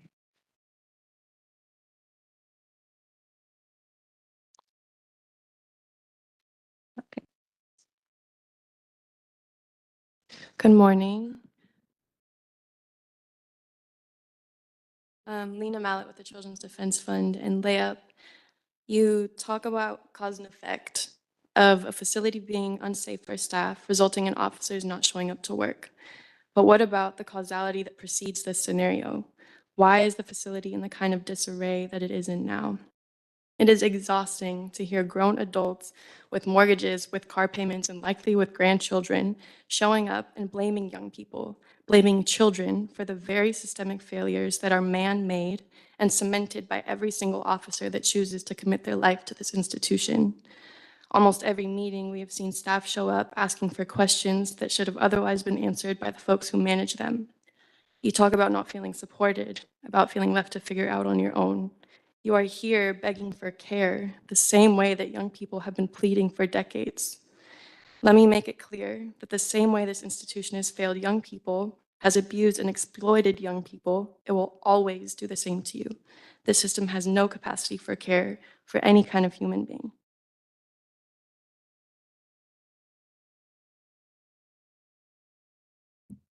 Welcome. My name is Floyd. I'm a student from YJC. I'm here to address the Chief of Probation, Victor Rosa, why Los Virginos should be shut down. As October 22nd, 51% of incarceration people ages 12 to 17 has been trapped in unstable facilities. These youths endure intercrave education and interpersonal mental health support, overcrowded, lack of remind to work programs, and unstable. We must do what's right for our youth and prioritize care, not in cages. No kids should face being locked up or being behind bars, terrible conditions away from their community. The solution is not to punish. The solution is to care for these facilities that they fail to provide. Safe environments, access to healthcare, family, reducing support concerns, jail concerns, long-term trauma to prison system. We must act now. We must call the Chief of the Arosa to invest in solutions that really work, like our community programming and uh, alternatives to incarceration and team mental health, resources, youth jobs, housing. It should shut down, free our youth. Thank you. We're going to go now to online comments. We have 5 people signed up to give online comments, and with that, we will close public comment after those 5. They are Stacy Graham, Taliba, Adrina, Helen, and Sean. So we'll start with Stacy, and I do think we can put the screen up online for them to see. Great. So Stacy, if you can unmute yourself. Hello, can you hear me? We sure can. Thank you. I just want to pretty much talk to the chief. So for the last several months, each time you come into the POC, you never really have answers. You always say, I don't know, but you're getting paid a lot of money to not have any answers. My other thing, as far as the staffing, I think those numbers are incorrect. I think they just come up with numbers so that they can appease the meeting. However, from what I hear, majority of the staff that are in the units are all deployed staff. So the 499 staff or the 200 and something, most of those staff are just walking around. They're not necessarily in the buildings. And that is why there are so many incidents, is because the buildings are low with staff. All of the staff in the buildings are all the deployed staff. There are no really regular staffs in the building, maybe 1 or 2. So out of the 200 and something staff members that are actually assigned to LP, they are not in the buildings. So unfortunately, the chief constantly giving out incorrect numbers, and I think they do that on purpose. And then also, since her and Chief Guillermo been hired, with their tactics and their plans, I think that since then, more than probably 10% of the field staff have quit, resigned, or transferred. So we are losing numbers or staff daily, more than the numbers that you can actually hire. So that needs to stop, or the board or the POC needs to recommend for a new chief. Thank you. Thank you. We'll go next to Ms. Coffey. Taliba, if you can unmute yourself. So to start off with, the elephant in the room is Guillermo is a no-show again, which is basically how he runs the department, how he treats us. Well, as far as the filibusters being mentioned by current management in that room, it sounds good. However, how will these plans work if you don't have buy-in from the line staff? This management has caused an us versus them scenario in this department. Further, management keeps bringing up recruiting, but how are you going to get them to stay if you continue to not address the safety of the minors and officers? I sit here now in the office with only 4 DPOs left to assist hundreds, if not thousands, of adults supervised in the community. This is unheard of in the history of this department. This office is the second largest department in the field. Yesterday, our kiosk machine was down, so imagine how busy it was for 4 DPOs to handle an office full of adult probationers from 8 a.m. to 5 p.m. just to make sure they receive reporting credit. This department has been the worst managed I have ever seen in my over 25 years in service.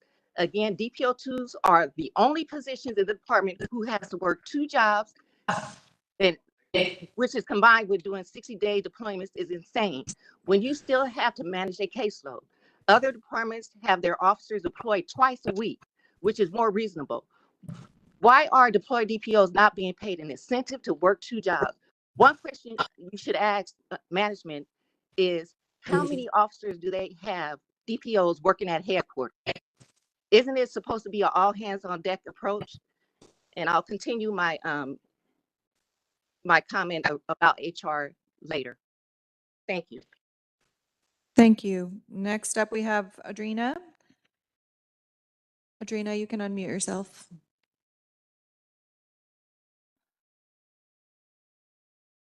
Can you hear me? We can. You can begin, Adrena. Okay. I'm going to read a conversation that I had with a probation officer. I'm going to keep their identity anonymous. This is my part. You come to terms and learn that every problem the department is facing is intentionally designed this way. If they allow probation officers to do their job accurately, it will drastically impact the prison system, the court system, and everyone's job. This is one of the beginning stages to ensure the child returns to the adult prison. If probation corrects this, then they won't return as adults. If they don't return as adults, then the entire prison system will be drastically impacted and many will lose their job, while corporate America profits off free labor. They're never going to change this. It's crucial to them that the probation department fails. If you succeed and the kids succeed, it will be the end of mass incarceration and the end of the slavery system. Sadly, they depend on your department to ensure this doesn't happen. That's why there's so many problems not getting fixed. It will collapse the economy. Now, this is the officer's response. First thing I've read that makes perfect sense. We've been saying this, but everyone is too busy wanting the officers to be the problem. We came into this department to do our job, and over time, we were slowly stripped of all the necessary tools to create change. The issue is bigger than officers and bigger than the department. It's political from the state down. So here the officers want to make change, and over time we're stripped of all necessary tools. And when I'm talking about tools, I'm not talking about chains, pepper spray, use of excessive force, isolation, lockdown, or violence. I'm talking about real tools and resources to heal our community. Thank you. Thanks, Adrena. Thank you, Adrena. Next up, we have Helen. Helen, you can unmute yourself. Coming here for the last year as an observer, I don't know the specifics and complications of all these workings, but I can tell you it is just so disheartening that we are still at that same place where they want to close Los Padrinos and Barry J, and we're still here. And the young woman who got up and spoke about using that word, that LP was deemed unsuitable, we're talking about youth. And the word unsuitable is just so inhumane. I think it speaks volumes that Chief Fierro Rosa is not in attendance today. And I'll just end this with two comment and a question. Human resources. The complexity of your system of being on leave, a call out, deployment, new hires, my head hurts. I am so lost. And it seems also emblematic of just the whole system. And then my final question is, you mentioned in human resources that you changed the uniforms. My understanding, they were wearing khaki cargo pants and blue polo shirts. And I'm assuming that was to be just mindful that you're working with kids and youth and not be so, lessen the intimidating situation and environment they are in. I want to ask what they were changed to and why. Thank you so much for letting me speak. Thank you, Helen. Our final commenter will be a name that sounds familiar to me. I think it's Sean Garcia-Lays. Welcome, Sean.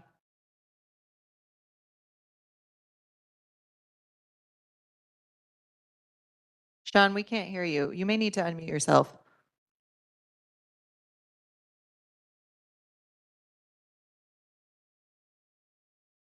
He shows up as unmuted.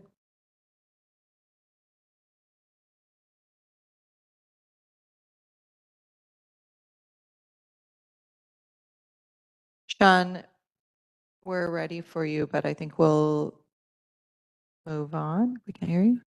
Did it change? Are you there? Oh, yes, we can hear you now.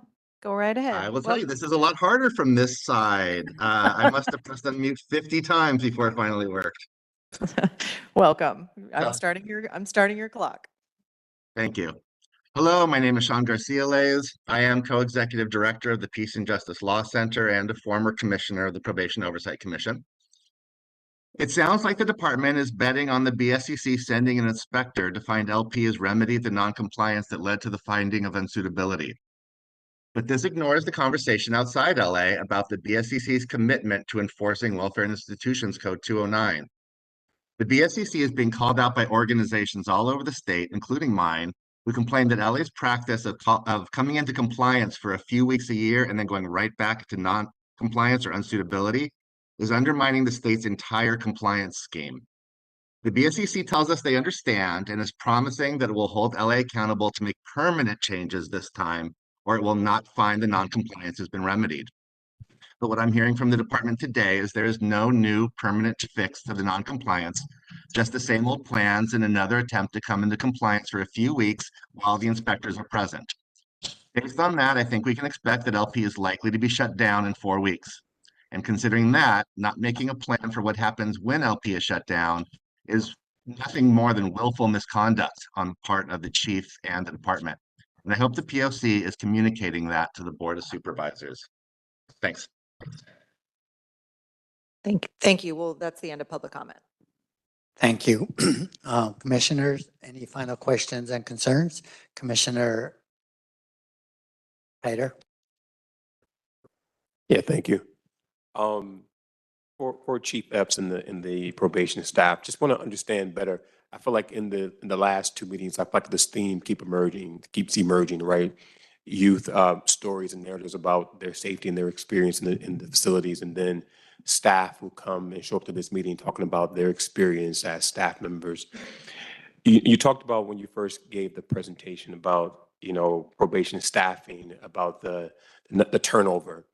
And through exit interview data, what have we learned about the experience of staff who are leaving the department that might inform, I know that you said there were some plans being drafted about working on, morale, retention, et cetera. Are there any like immediate plans to sort of like solve some of the issues? Now, I know that having a plan kind of gives the long sort of like approach or the long view of how we kind of support the staff.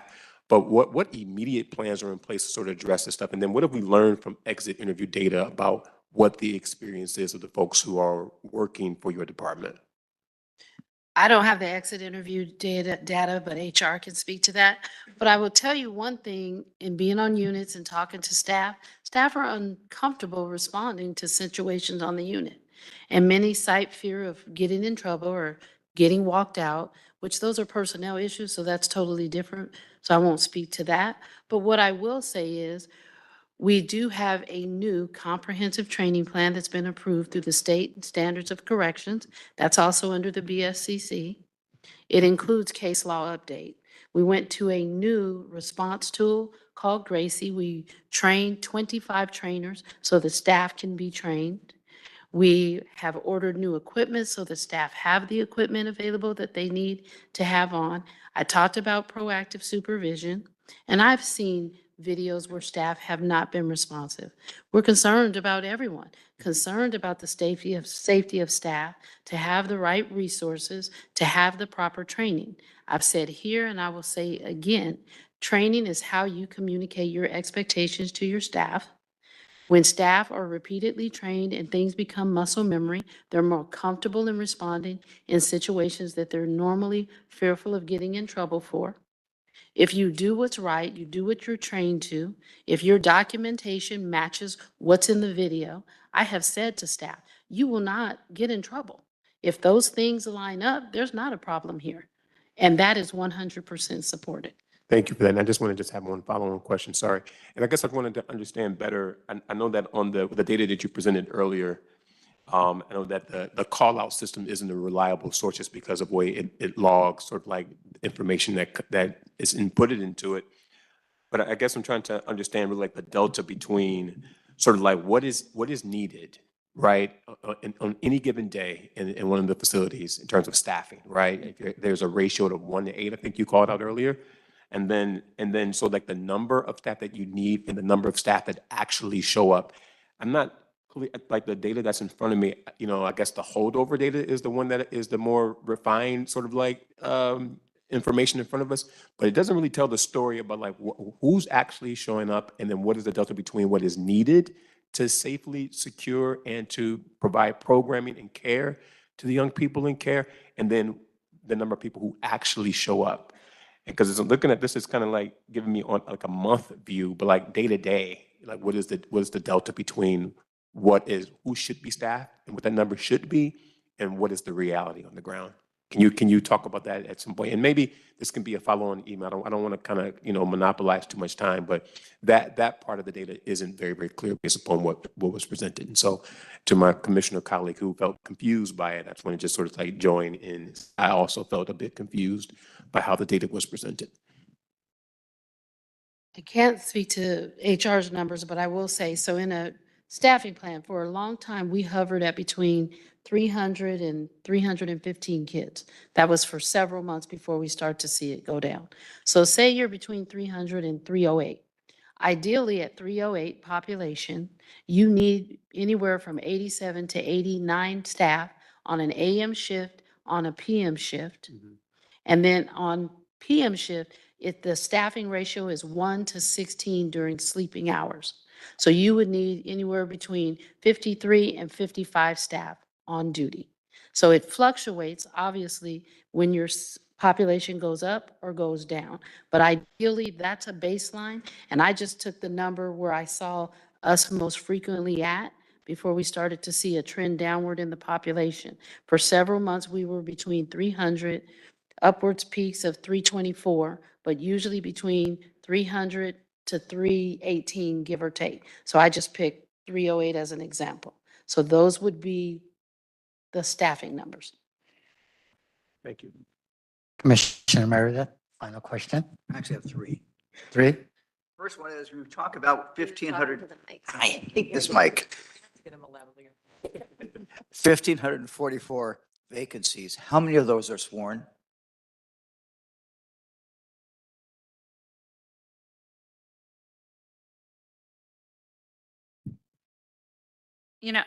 I don't have the total number because of the way we broke it out. We broke it out between just institutions and then department-wide. But I can do some math on that, because the institutions, vacancies that are showed, anything that's left between those two numbers is field vacancies. Now sworn is about 3/4 of our staff. So again, I can get you specific numbers. I wasn't prepared to give those to you today, but we can kind of math into it. Okay, well, the reason I ask is we have oversight of both the youth side and the adult side. And I know that we're robbing the field to try and staff the hall to meet the BSCC mandate, which is understandable. But I'm just trying to figure out how many sworn vacancies we have and how we're going to try and fill that, number one. Number two is the recruits that we've hired, that 200 and some odd, how many of them remain? I do not have that number. Okay, I'll make it easier then. The last one I have is I hear both from probation staff and LA Sheriff staff that the third-party vendor who oversees workman's comp has been a real problem trying to get people to the doctors, and that's maybe why sometimes the people can't get back to work. So the third-party provider for the county is Sedgwick. Right. And so I wasn't they going to use their Right. name. Well, they manage those cases, yes, on behalf of the county. So what exactly was the question? The question is have we put any pressure on them? Because I'm hearing that there's a lot of delays. I hear this from both sheriffs and from our staff, delays in getting people processed through the system to get the treatments they need to get them back to work. So I can't speak for the county on how they interact. Every department interacts differently. We have weekly meetings with Sedgwick where we follow up on our cases. We are very proactive, given the circumstances. That's part of our staffing, the things that we do to address staffing. So our disability and management compliance team, they're meeting weekly with Sedgwick in person, online. They're following up on these cases. So we're trying to reduce directly those impacts on delays and things, but there are automatic delays that are put in place, 30-day delays so that they can review documentation, paperwork, things like that. So there are a number of automatic things that happen with Sedgwick that is normal across the board. But I will tell you that our team works proactively with them and we address any outstanding issues that we have on a weekly basis. Thank you. So before we go on to agenda item 4, it's, yes. There were two comments from the public that Chair Mundo agreed we can ask, and I think they're both for you, Deputy Chief S, and they're related to each other. One is, can you describe the process by which probation makes recommendations to CDP? And then the second one was in the changing criteria that you discussed for intake, would that also be applied to youth who are currently detained pending disposition? Yes, the revised intake criteria would be applied. I will tell you that in that criteria, anyone in custody, there have been recommendations to the court to release on CDP. So those would need to follow through with the court, or some cases can be taken back to court. So when a youth comes into custody, and I get a report daily, I put in place a daily intake assessment log. So I ask for 3 things every day. Who called to do an inquiry? Can they get a clearance for someone to come into custody? Who did we divert from custody by saying, hey, we're not taking in a site release? And when someone is taken into the facility, what is the justification and where are they on the criteria? So now if a youth is approved to come into custody, we do the assessment. There's a detention report that's required by law. You have to do the minor statement. You have to do a reason for hearing. You have to do a parental statement. There has to be a portion of collateral reports that looks at what's the kid's behavior in their regular community assigned school. Are they attending school? What's their performance in school? Do they have, there's a section for prior offenses if they have any. And what are the risks, any particular tool that we look at? So based upon that, there's then an assessment. I always refer to it as the big 5. There are 5 people that under circumstances you must mandatorily detain and you can't release. That is anybody that uses a firearm in the commission of a felony. We're not going to recommend that you be released. You'll be detained pending court. That's anyone that commits a 707B offense, any youth that presents a risk to self or presents a risk to others or the property of others must be continued detained. We must detain you for the safety of the public or the safety of yourself. Then the 5th one is anybody that has an issue that has violated a court order. So if you have a warrant and that warrant has been served, we will detain you on the warrant and we will not release you on the warrant. You must go before the court. Anybody else, any other charges, and I want to say the code is like 628, but might have it wrong. Anybody else, you have to look at a least restrictive alternative to do that. We can recommend you go home on supervision. That's not the benefit of electronic monitoring under an agreement and supervision in the community, or we can put you on electronic monitoring per the code. So everybody is assessed through that same criteria, and as appropriate, we recommend your release.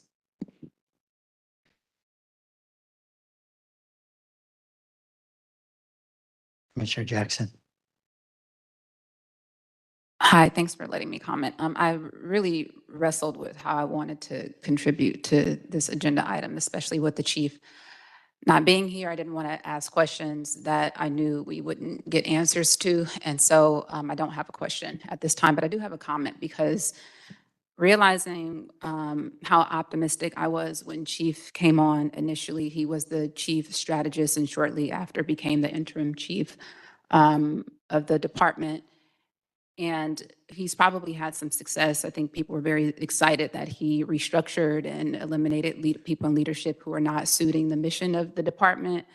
However, the series of failures and the findings of unsuitability, in my opinion, only speak to how unfit he is as a leader at this point. The corrective action plan being rejected is a denial of his competence. It's not about the regulations in and of themselves. It is about his inability to get up there and do what needs to be done. The data's there, the research is there, the community, everything that we need to affect the change, to reimagine justice is right in front of us. It's within reach. It is just not being activated in the way that we need it to by the chief. And frankly, outside of him just being rejected as a leader, him not being here today, in my opinion, is a rejection of himself. I feel very strongly about that because as a leader, the bare minimum, is just showing up and he's not here. So I just want that on record. Probation, I know you guys are here to be representatives of him. I find his absence disrespectful to you.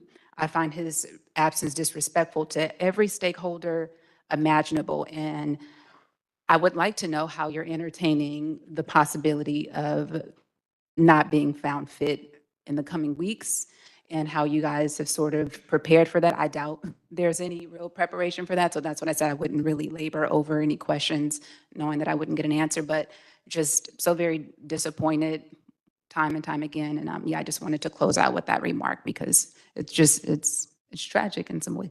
Excuse me, in some ways. Thank you. So we're going to take a 10-minute break, which usually agendize after 2 more agenda items, but the robust public comment, which was really helpful, kind of took us into a longer spin. We will return at 11:10 and go with agenda item 5, returning to agenda item 4 after. Thank you. Oh, yeah. There is. No. Oh, yeah. We're gonna do why you said it, but it might be like just. And then we'll go back to. But I'm expecting. Okay, I got.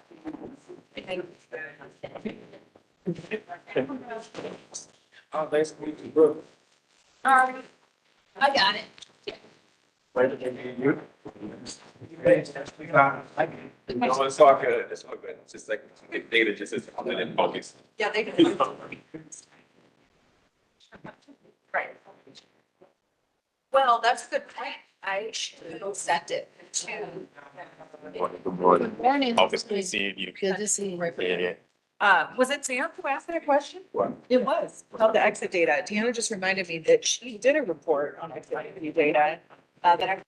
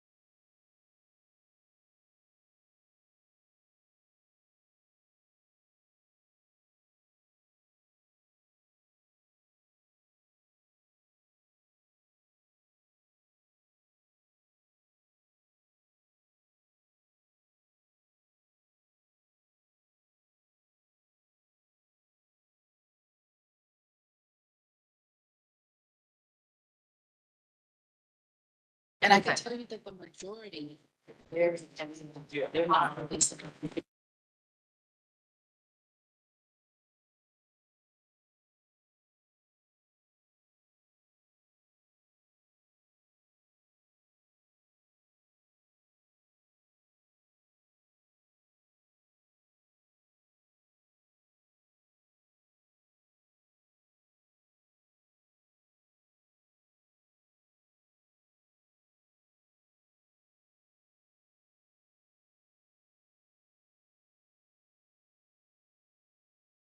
Commissioners, if you can return to your seats so we can start a meeting.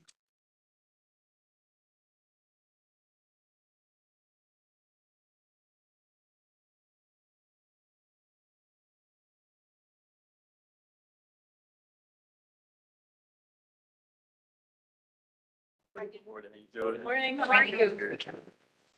Go ahead. Yes. So congratulations. Well, thank you. Nervous. Oh, why would you be nervous? You've been out there all this time. I know, huh? You got nothing to be nervous about up here. Yeah, I just told Danielle, they can just Just come be up, yourself. you can pull them up to the podium if you want them. Take charge, David.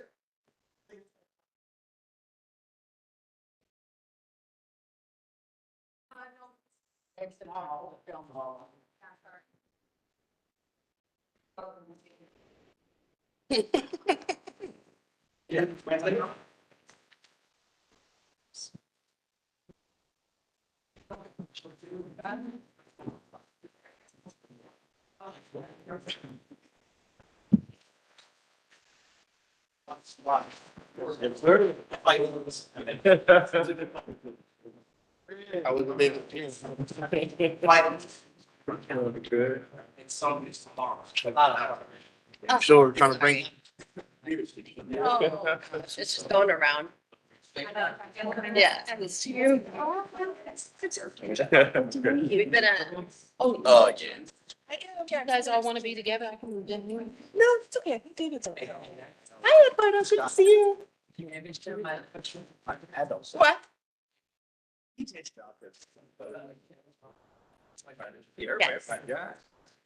I brought the squad today. That's what I'm saying. So yeah. Okay, welcome back. As indicated prior to our break, we are going to go to item number 5.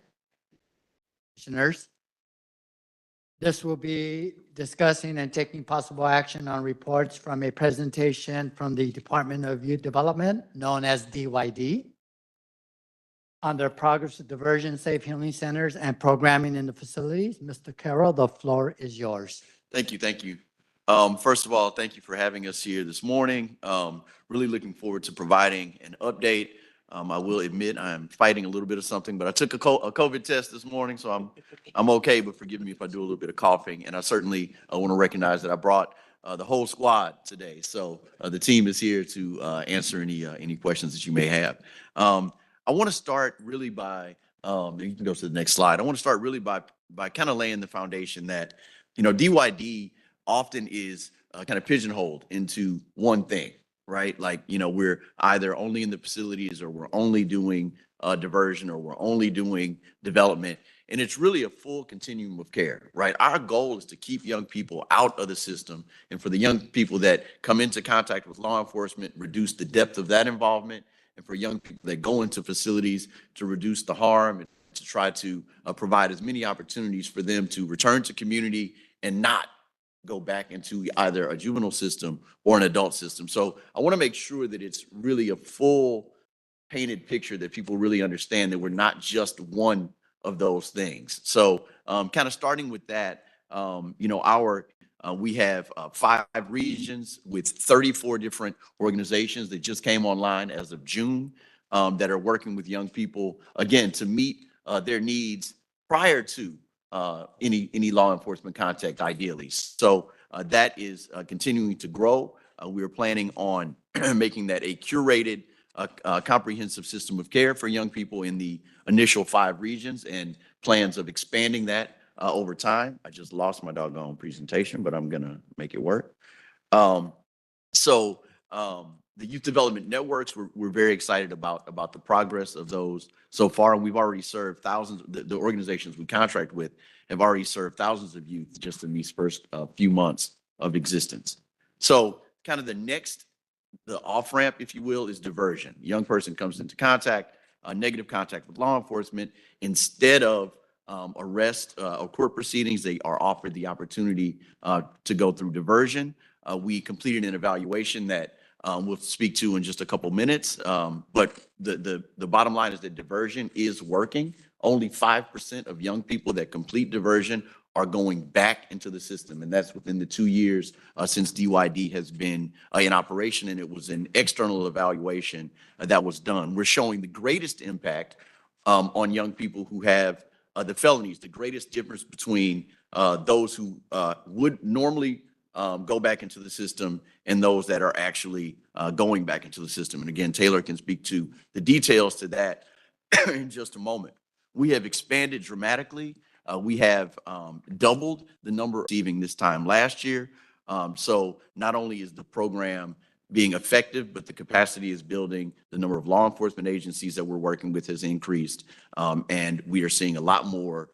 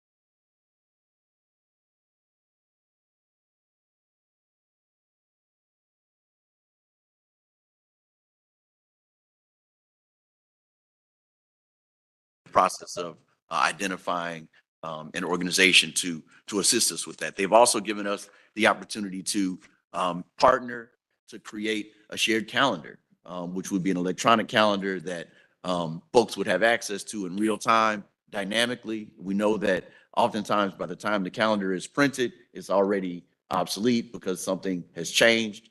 So we are really excited to partner to try to create this shared electronic calendar. We did have a template that a fellow created for us over the summer, but recognizing that it needs refinement and some building up. So that's another project that we're working on together. I'll jump to just kind of some of the highlights of the year. I'll blow through this because I know I want to make sure there's lots of time for questions and that type of thing. We served 6,500 youth through DYD funded programs, whether that be diversion, development, or credible messenger. So we're really excited about that. We worked with more than 1,000 youth, community, and philanthropic partners throughout the course of the year. You all know, oh, I'm sorry, you could have gone a couple slides, my bad. So go a slide, that's that one, there you go, that's where we are. You know that we are rooted in community, and we certainly do not want to lose that connection to community. We want to make sure that community is not only at the table, but helping to lead and provide ongoing feedback on the various initiatives that DYD offers. So 1,000 folks this past year have come together to support us in that work. Next slide. And look, this slide is already old. 75 organizations funded to provide a continuum of care. That number has increased by about 22 as soon as we get these last contracts signed. So we are thrilled to be, again, putting the work closest to the communities that it serves, right? It's not DYD coming in and providing these various programs. It is trusted community-based organizations. Many of the organizations that are here today are working with us to serve the youth that we all seek to serve. We did a lot of soul searching over the past year, and we looked at our mission, vision, values, and our strategic plan to really try to align what I started the conversation with. Again, you know, youth development, first of all, is public safety. It's not contrary, right? If you treat young people in a way that they receive the things that they need, they are much less likely to end up in these other systems, and therefore the public is safer, right, with happy, healthy young people. So we looked at our mission, vision, and values. I won't bore you with reading those. I think you can see them on the board, but certainly understanding that we don't want to see any young person incarcerated. We want to make sure that young people have the tools and the skills they need to not end up in that situation in the first place. All right, so I'm going to pass it off to Taylor to talk a little bit about our population and scope, and then a little bit about our strategic plan, and then the programmatic slides are coming up right after that. Oh, yep, sorry. All right, how's this, everybody? Okay. So as David said, we wanted to also share a little bit about the Department of Youth Development's new strategic plan with the commissioners and with everyone in the room. The department is really excited to be unveiling this strategic plan, although it's really intended to be a live document. So with ongoing opportunities to adjust, to improve, to expand as we connect with partners, with young people, with community members. But if you don't mind going back one slide, one of the things that is included in this new strategic plan is an updated mission, vision, and values for the department. So I'll read the mission, and then I know, I don't want to use up too much time, so the rest is here to share, but the updated mission statement for the Department of Youth Development that we'll be officially unveiling tomorrow at our youth summit is the following. DYD's mission is to be a catalyst for transformation by providing innovative pathways to youth development through intersectional, anti-racist, youth-centered strategies so that all young people can access resources that nurture their growth, well-being, and connection to community. And this mission statement is a little bit more concrete than the original mission statement DYD was launched with, a little bit more direct about the department's values and how we see our place and value to the county. And it was really informed by a collaborative co-design with our stakeholders. And again, will be in the new strategic plan. Next slide, please. Also in the strategic plan is our clarification about the scope, the sort of population focus area of the Department of Youth Development. And we just wanted to share with you all, in case it's helpful to understand where our sort of updates come from in this context, that we really take what's called a targeted universalism approach to thinking about our population. So that means that our goal is to improve well-being for all young people in Los Angeles County, but we know that we want to do that in an equitable way, in a way that's driven by equity. So for us, using this concept of targeted universalism, that means that we focus on young people, or the version of that population who are farthest from the goal. So young people who experience the greatest barriers to well-being and youth development. For us, that means, young people living in under-resourced communities. It means young people who are disconnected or potentially disconnected from school or work, opportunity youth. And it means young people impacted by the justice system, our target populations, our populations of focus that help us achieve equity when we're thinking about well-being as a sort of whole county. Next slide, please. And then just another preview of the new strategic plan. Again, in case it's helpful to understand the continuum of the Department of Youth Development's work, we really outlined these 5 main strategic directions. One is a foundation of equity and coordination. The second is really a priority to improve shared learning and make sure that we are all learning together about how to do better by young people and how to adopt best practices in youth development across sectors, so not just UID, but all youth-serving agencies and organizations in the county. And then the continuum of services, which goes from prevention to diversion to care first solutions and decarceration, which you'll hear more about in a moment. And then the foundation of all of this is really empowering youth and community at the center of our work and making sure that we're being collaborative as much as possible. Next slide, please. This is just some highlights, again, that you'll hear more about in a moment from the rest of the team. But these priority areas, the three big highlights here are improving knowledge and adoption of best practices in youth development, increasing equitable access to the full continuum of youth development resources, from prevention all the way through young people who are involved in the justice system, and then increasing care for solutions that will help shrink the footprint of youth justice system involvement overall. Next slide, please. So we invite Terry, I guess, or go ahead. Were you doing Oh, this? sure, I can. Okay, I'll keep going for just 2 more seconds. One more slide, please. And transition into the first requested updates from today's agenda, which is on the youth diversion program that started under the Department of Health Services and that now exists under the Department of Youth Development. I'm going to just share a little bit about our first ever comprehensive evaluation of this program, which we're really excited about, contributing to knowledge around what works in youth diversion and also where are there opportunities to improve the model.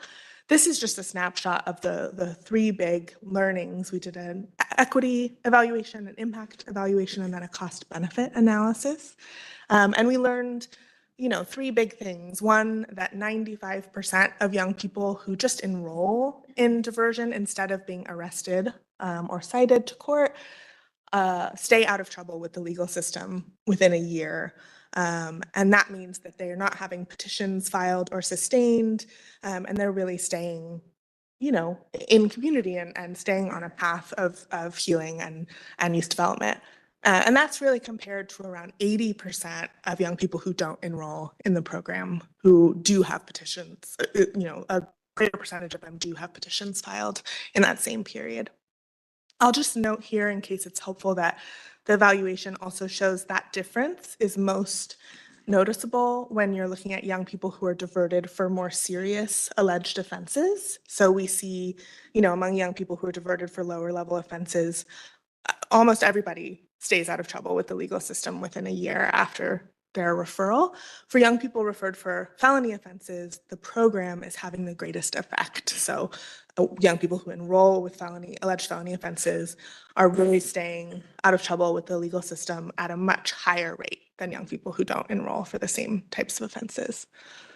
I also just want to highlight that we learned that the program saves about $40,000 per youth compared to costs of arrest or court. This is our evaluator that we hired. Big finding on sort of cost benefit of the program. And this is really, this dollar amount is really the same as it costs to connect 20 young people with a mentor, which for us feels like an important comparison to share how cost effective this program is and how much those cost savings can really go to things we know work, like supporting mentorship and connecting young people to support.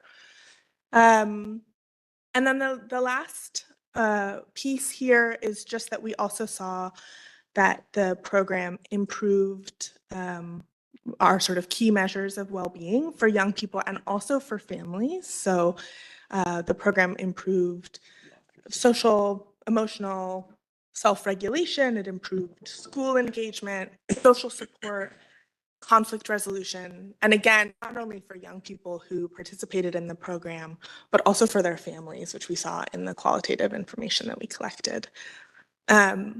These are the big highlights of the evaluation results that, again, we're excited to share with you all.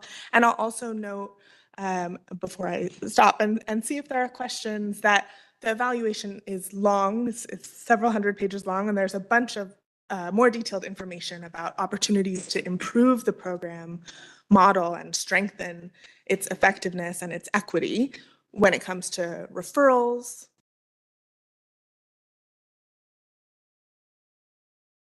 and its impact. So the last thing I'll say there is that we saw that once young people were participating in the program had a really strong effect and was really effective across gender identity, across racial and ethnic identity. But there were concerns about equitable access when you look at referrals and enrollment. So there are barriers to young people getting access to the program itself. And the evaluation for us is really important because it helps us understand those barriers and helps us clarify how to do better and improve in the program's ability to reach young people, particularly Black young people who are experiencing the lowest rates of referral and enrollment to the program. And one, oh, go ahead. Question real quick. So just asking, would you all rather we go through the whole presentation or open it up for questions by program? Well, I think we got a general understanding of what services are provided, so ending there would be okay. And So there's maybe, more on just on specifically the work that's happening in facility, and then there's an update on safe healing centers. well, let's get that. Let's do that first. Okay. Sure. All right. So you want to continue or? No, I will pass it on. I guess you know what? I'll just do it.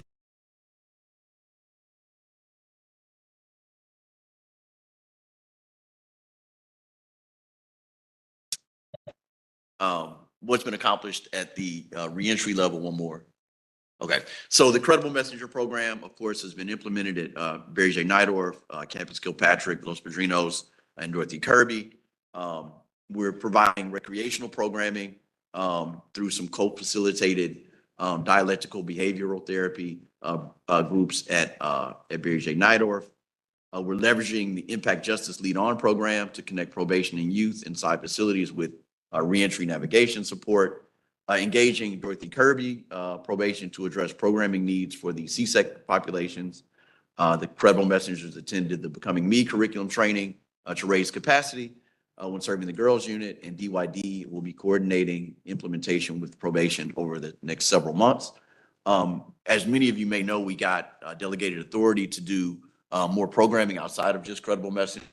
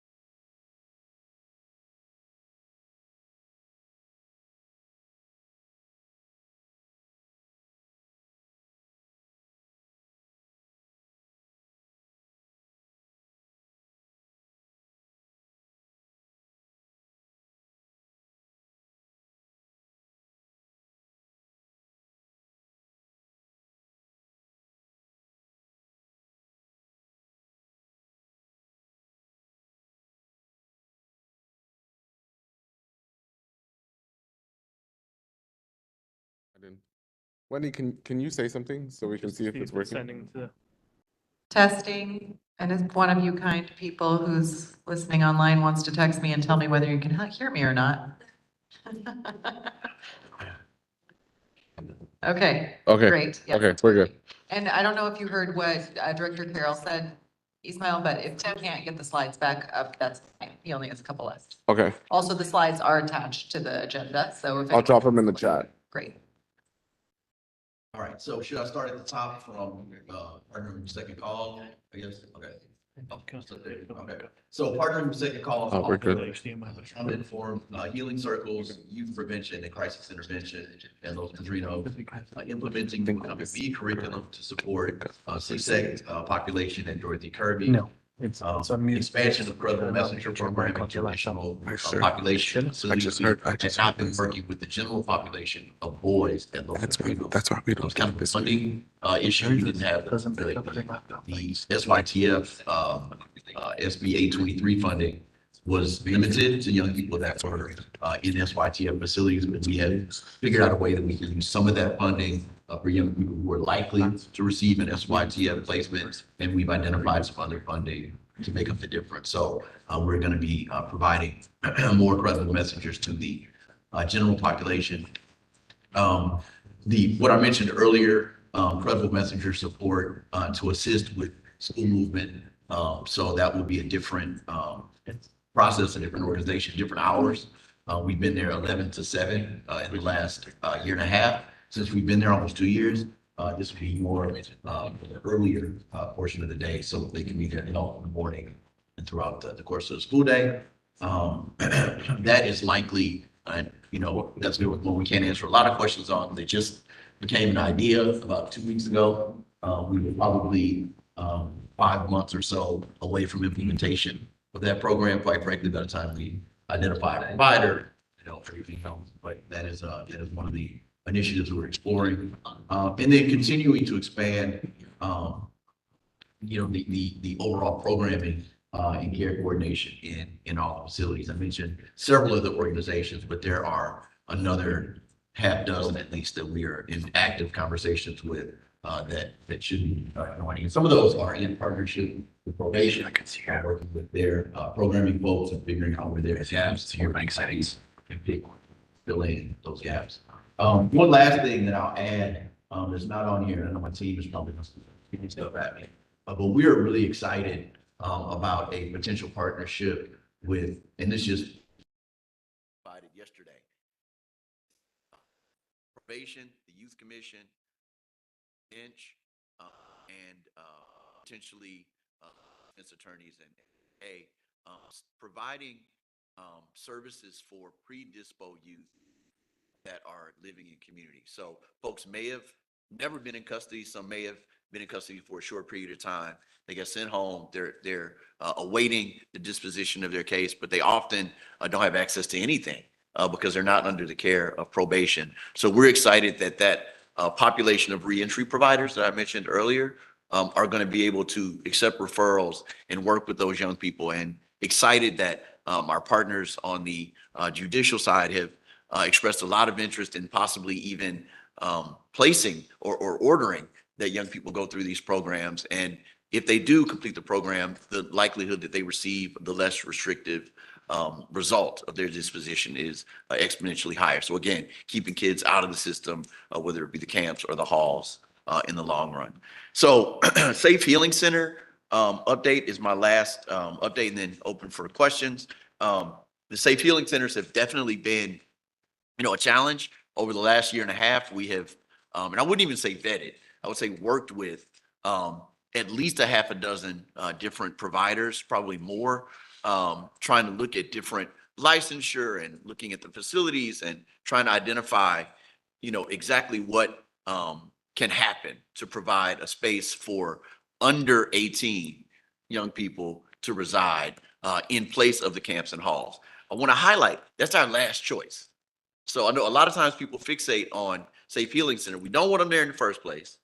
If they go into a facility, we want them to be returned to community, to either their family or to a resource family. But for the young people who don't have access to any of those things in community with your own family. But we are working now. We've narrowed it down to 3 providers. Obviously, I can't mention those yet, to really operationalize what they need. And each organization needs something a little bit different, right? Some organizations need some help in going through the process of obtaining the licensure that would allow them to care for young people under 18. So we're providing funding, initial funding to those organizations that need that resource. Some of the organizations need resources to help them with site modifications and site identification. So buildings, right? Finding the right building that has the components that have been created both in Youth Justice Reimagined and also an investment that we've made with Designing Justice, Designing Spaces, which is an organization that just builds facilities for young people. These are going to be small, I'll say 4 to 8. On paper it says 4 to 6 young people living in these facilities. The pilot population is going to be girls and gender expansive youth as part of our decarceration of girls efforts. So we're funding 3 organizations to help them build up their capacity to either identify the site, make the modifications, or licensure, depending on the organization. So Sahalit, I didn't know if you wanted to add anything to that, or if you want to wait. There'll probably be questions about, say, okay. So I think I'll stop and open it up for questions. Thank you, Mr. Carroll. Commissioners, any questions? Commissioner Jackson?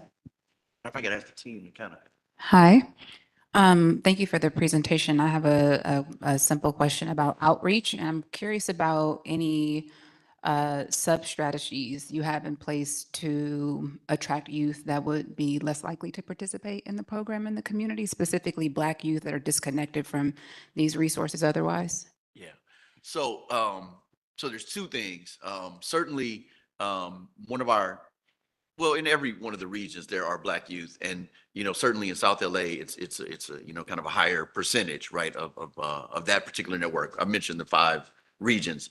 The organizations that we work with are all community-based organizations that are trusted within the communities they serve, and typically have a connection, right, to a certain population. So we were very intentional in the organizations that were selected to make sure that we were outreaching to a variety of different stakeholders. Certainly, we talk about Black youth a lot because unfortunately Black youth are disproportionately affected by the justice system at every level.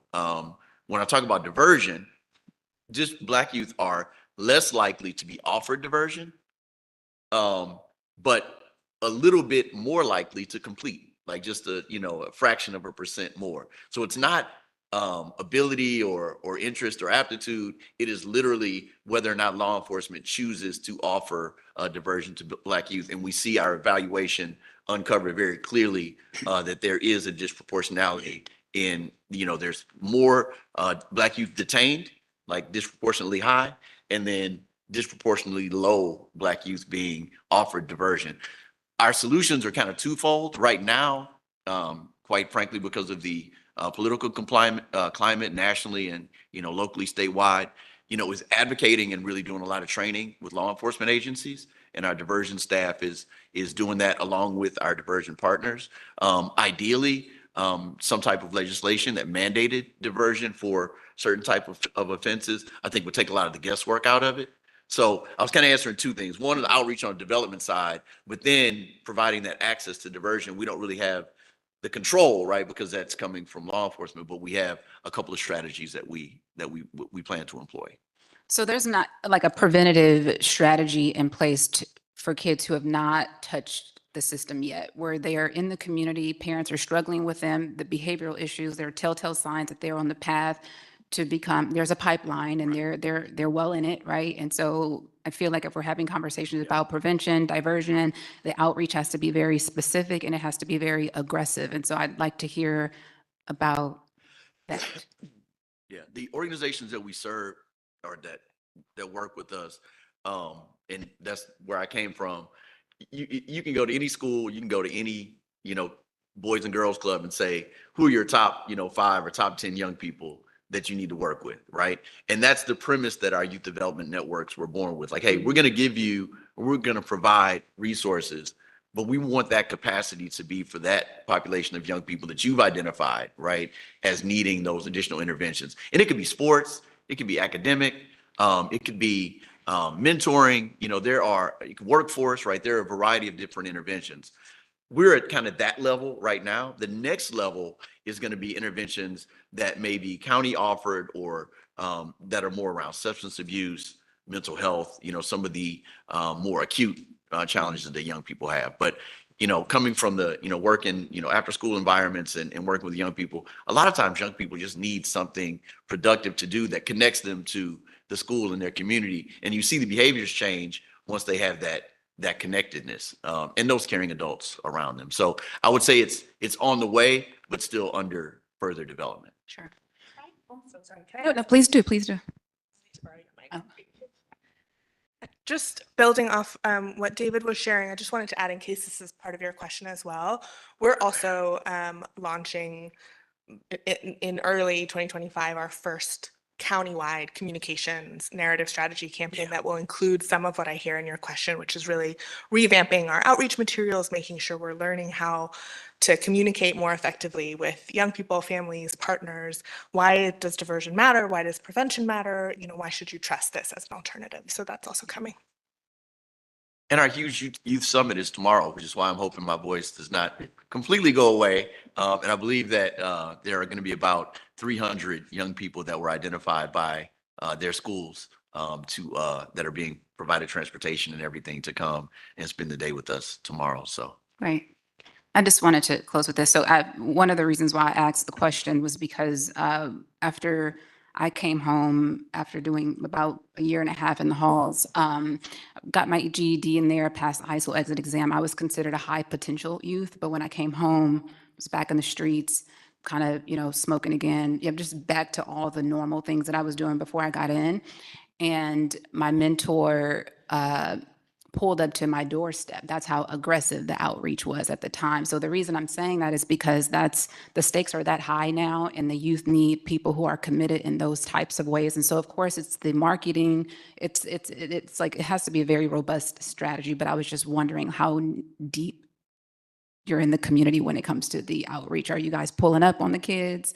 Are you like, what does that look like? So let Saha lead. So I talked about diversion and development. Our reentry program, which is the one that's just about to begin, is extremely exciting and actually has a financial incentive component built into it to support the young people. Could you talk to that real quick? So yeah, as part of like the new project that we're launching in the community, we are going to deploy mentors with lived experience of incarceration themselves to be able to do that door knocking level of mentorship and working with the youth to really identify their needs and holding hands as much as possible and accompanying them to various appointments to really help them follow through and navigate reentry services, including employment, education, housing. And so we're really hoping to kind of create that pipeline as they come out to meet them, intervene at that stage as well. I don't know if The financial component. Can you talk to that a little? Yes, we are including monetary incentives as a way to kind of engage the youth. We are going to include about up to $2,400 of monetary incentives annually per youth for participating in the project, in addition to $6,000 financial support available for various needs like rent assistance, tattoo removals, buying interviewing clothes, tap cards, transportation, meal vouchers, whatever the needs they may have, we're setting aside a sizable amount to kind of meet their needs. That answers the question. Thank you, Commissioner. That population was, Yeah, it was more intensive. So yeah. Any other questions? Commissioner Kakani, followed by Commissioner Terry, followed by Commissioner Shipp.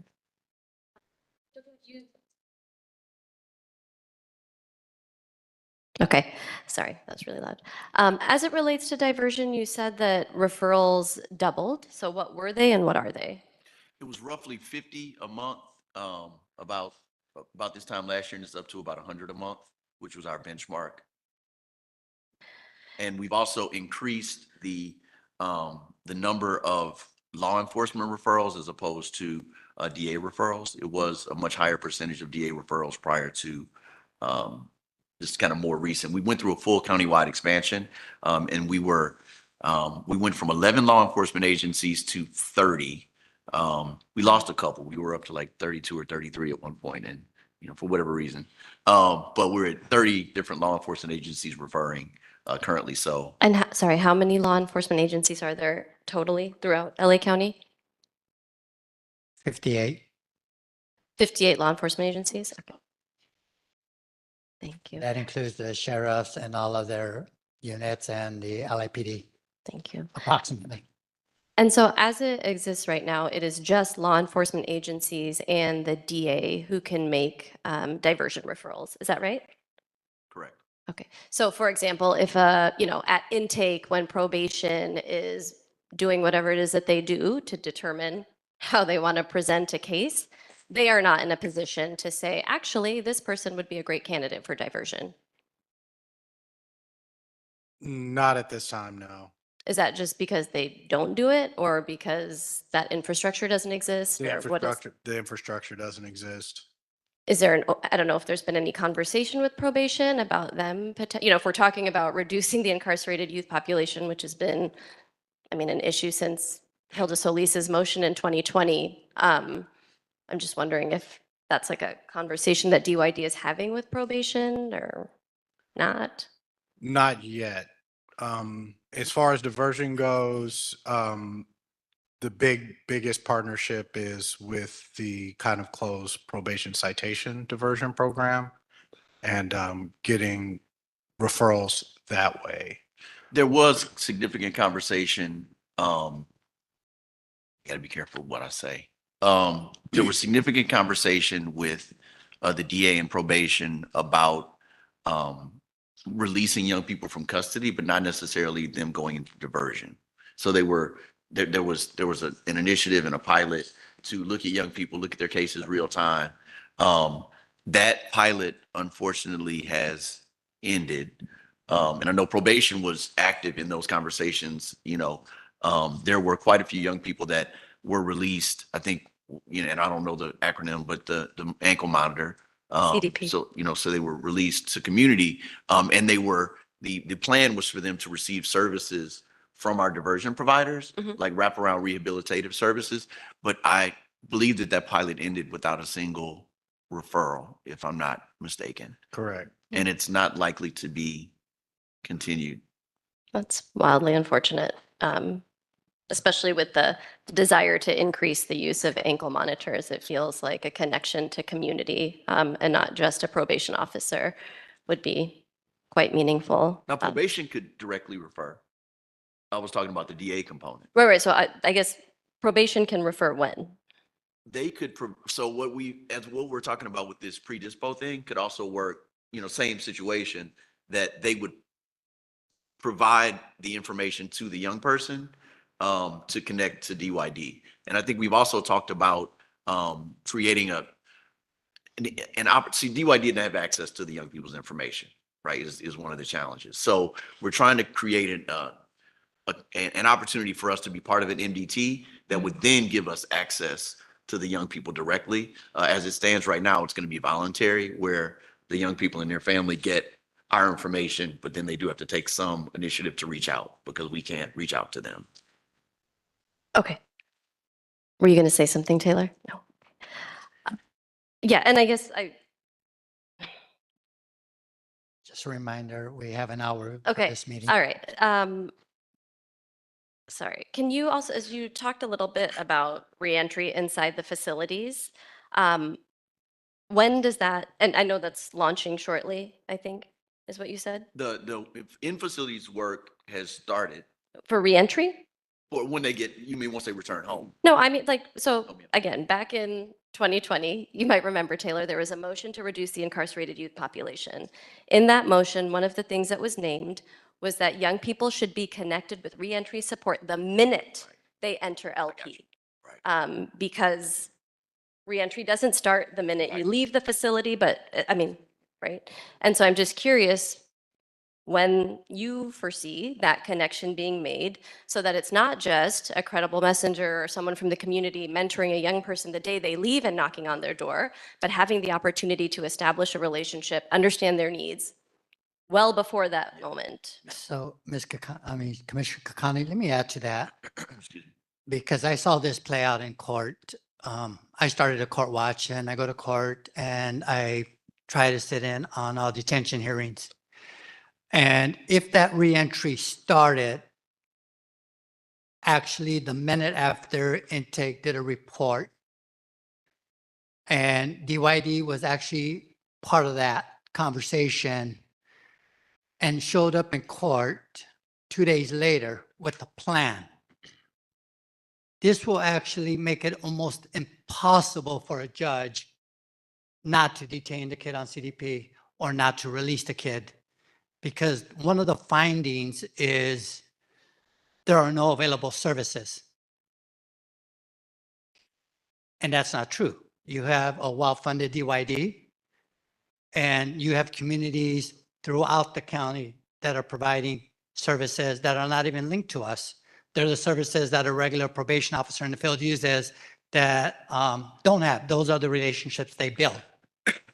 But if that reentry were to start immediately, and DYD had, and I saw this with Homeboy Industry, a kid was about to get detained on a weapons charge.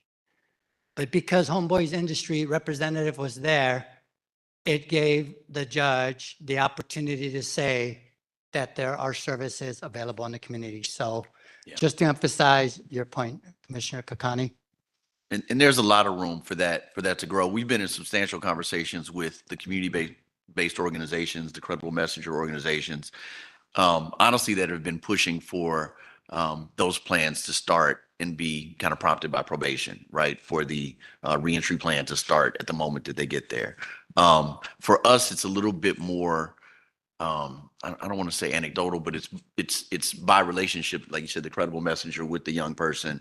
Quite a few of our credible messenger organizations do show up to court and, write letters, et cetera, for young people, but it's not a systemic across the board approach in the way that it should be, right? So that's something that we certainly can continue to develop. But I almost wonder if anybody from reentry wanted to speak to that, or even Ms. Epps. Can we just hear some more questions out? Okay, so yeah, we yeah. don't get bogged down in Sorry. that? Okay. I mean, I guess it sounds like there isn't an answer yet. Yeah. I'm not sure what probation's openness is to kind of creating that space for reentry to be, whether it's part of like post-intake, immediately post-intake, at the arraignment. I'm just naming that there's a real need for that if we are trying to limit the havoc that the system wreaks on young people's lives. Sorry. And then I just want to name one thing that came up for me when you talked about predisposed support, right? Technically innocent until proven guilty is a thing. I know it doesn't always play out that way, instead, especially in the juvenile system when we incarcerate young folks before they've been adjudicated and there is no such thing as bail. But also just being sensitive to the fact that these young folks are innocent and we want to be cognizant of net widening. So it's one thing to offer the services, one thing to make them available to young people, but just hope that you all are thinking about kind of what you're reporting to the court or the relationship that you're cultivating with probation, and making sure that there is some power sharing with the families, with the communities, with the young people, so they have a role in making that decision around what they want to share, what they won't want to engage in, what they find helpful, what they don't find helpful. Okay, sorry, last question, I promise. Just the timeline for phase 1 around the safe healing centers. It says, it's underway. I don't know what that means. Is it tomorrow? Is it, because this motion, if I recall correctly, around the safe healing centers came down in March of 2023. So we're now, a year and a half later, and we're talking about phase 2 being almost over 2 years later. So just curious if you have a date by which phase 1 will be complete, or if it's just and I can lean on my team, but the visionary date is not ideal. It's not what I wanted. Is that one of these facilities would likely open towards the beginning of fiscal year, 25, 26. So it will be after June, like July. That would be I would say that's when those phases are complete. It was my goal to have at least 2 of them open before the end of this calendar year. I mean, the end of this fiscal year. What's killed us has been the licensing and the insurance to care for young people under 18. We even explored, maybe starting with 18 and over, and we're supporting other organizations that house that population. But we really want to um, stay true to the idea of a place for under 18 young people to reside instead of the camps and halls. But it's the insurance, it's NIMBYism. It's tiny little changes where an organization already has a facility, but it serves boys, and we want it to serve girls, and they won't give them the variance to switch it from boys to girls. It's things like that are slowing it up. It's really frustrating. And like I said, it has not been a lack of trying and a lack of reaching out to organizations to support us. Thank you. And Ms. Epps, would you like to address the probation side, whether or not there's a possibility for? Yes, there is. So if you look at the, just really quick, the short answer, because I know we're short on time. The Family First Prevention Services Act. Not only does it change how you place youth out of the home, it also requires that probation departments or child placing agencies put all of the preventive and intervention services at the front. So I'll say, as you know, I know everything happening at LP is important to youth and to communities and all of those things. But in field services, probation is supposed to have a broad range of services that they refer kids to. Just because a kid is under pre-adjudication does not prohibit probation from doing referrals. You have to offer diversion programs. That's why they have court informal, and that's why you have probation facilitated informal. That's the whole auspice, if you will, of 725 summary probation, deferred entry of judgment. All of those things have to be layered in. I can tell you all across the state, it will be the exception to the rule.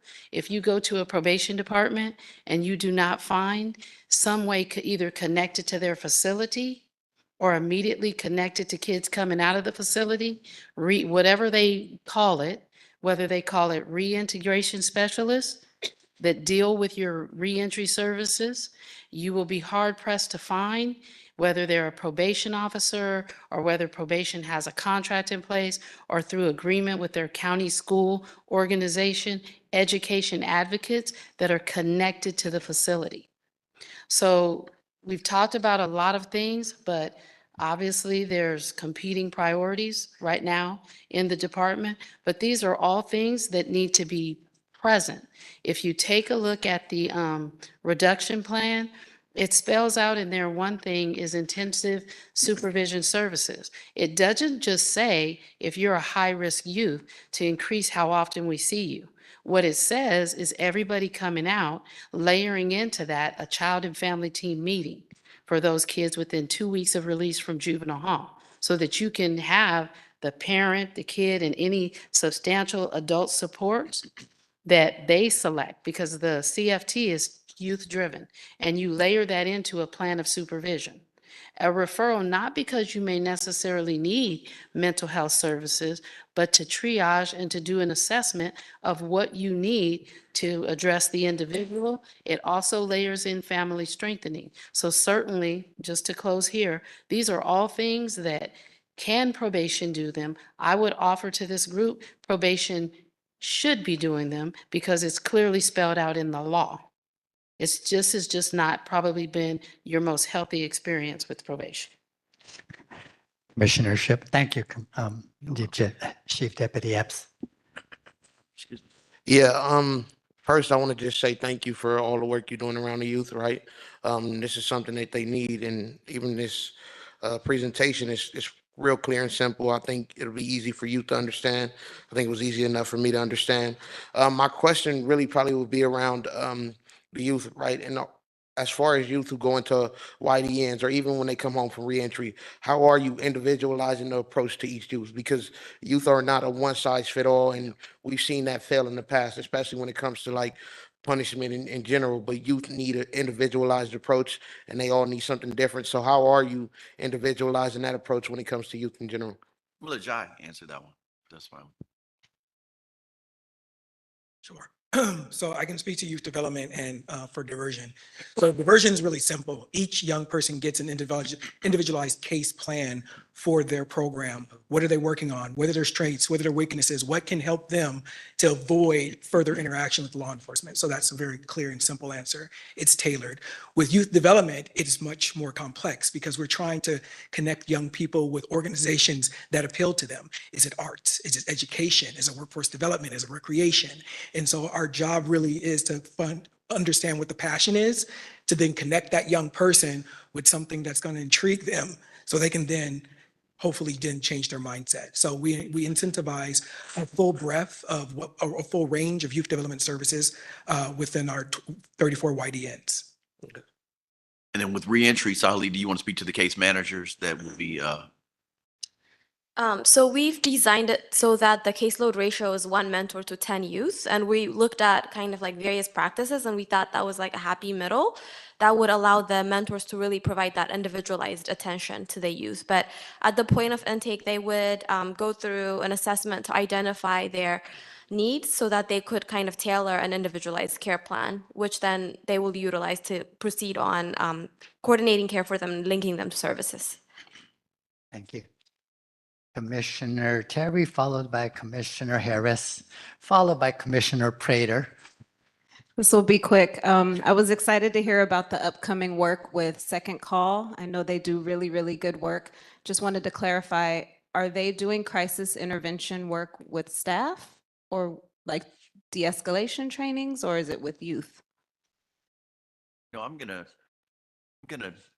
defer to, I don't know, Latasha, or if you can answer that.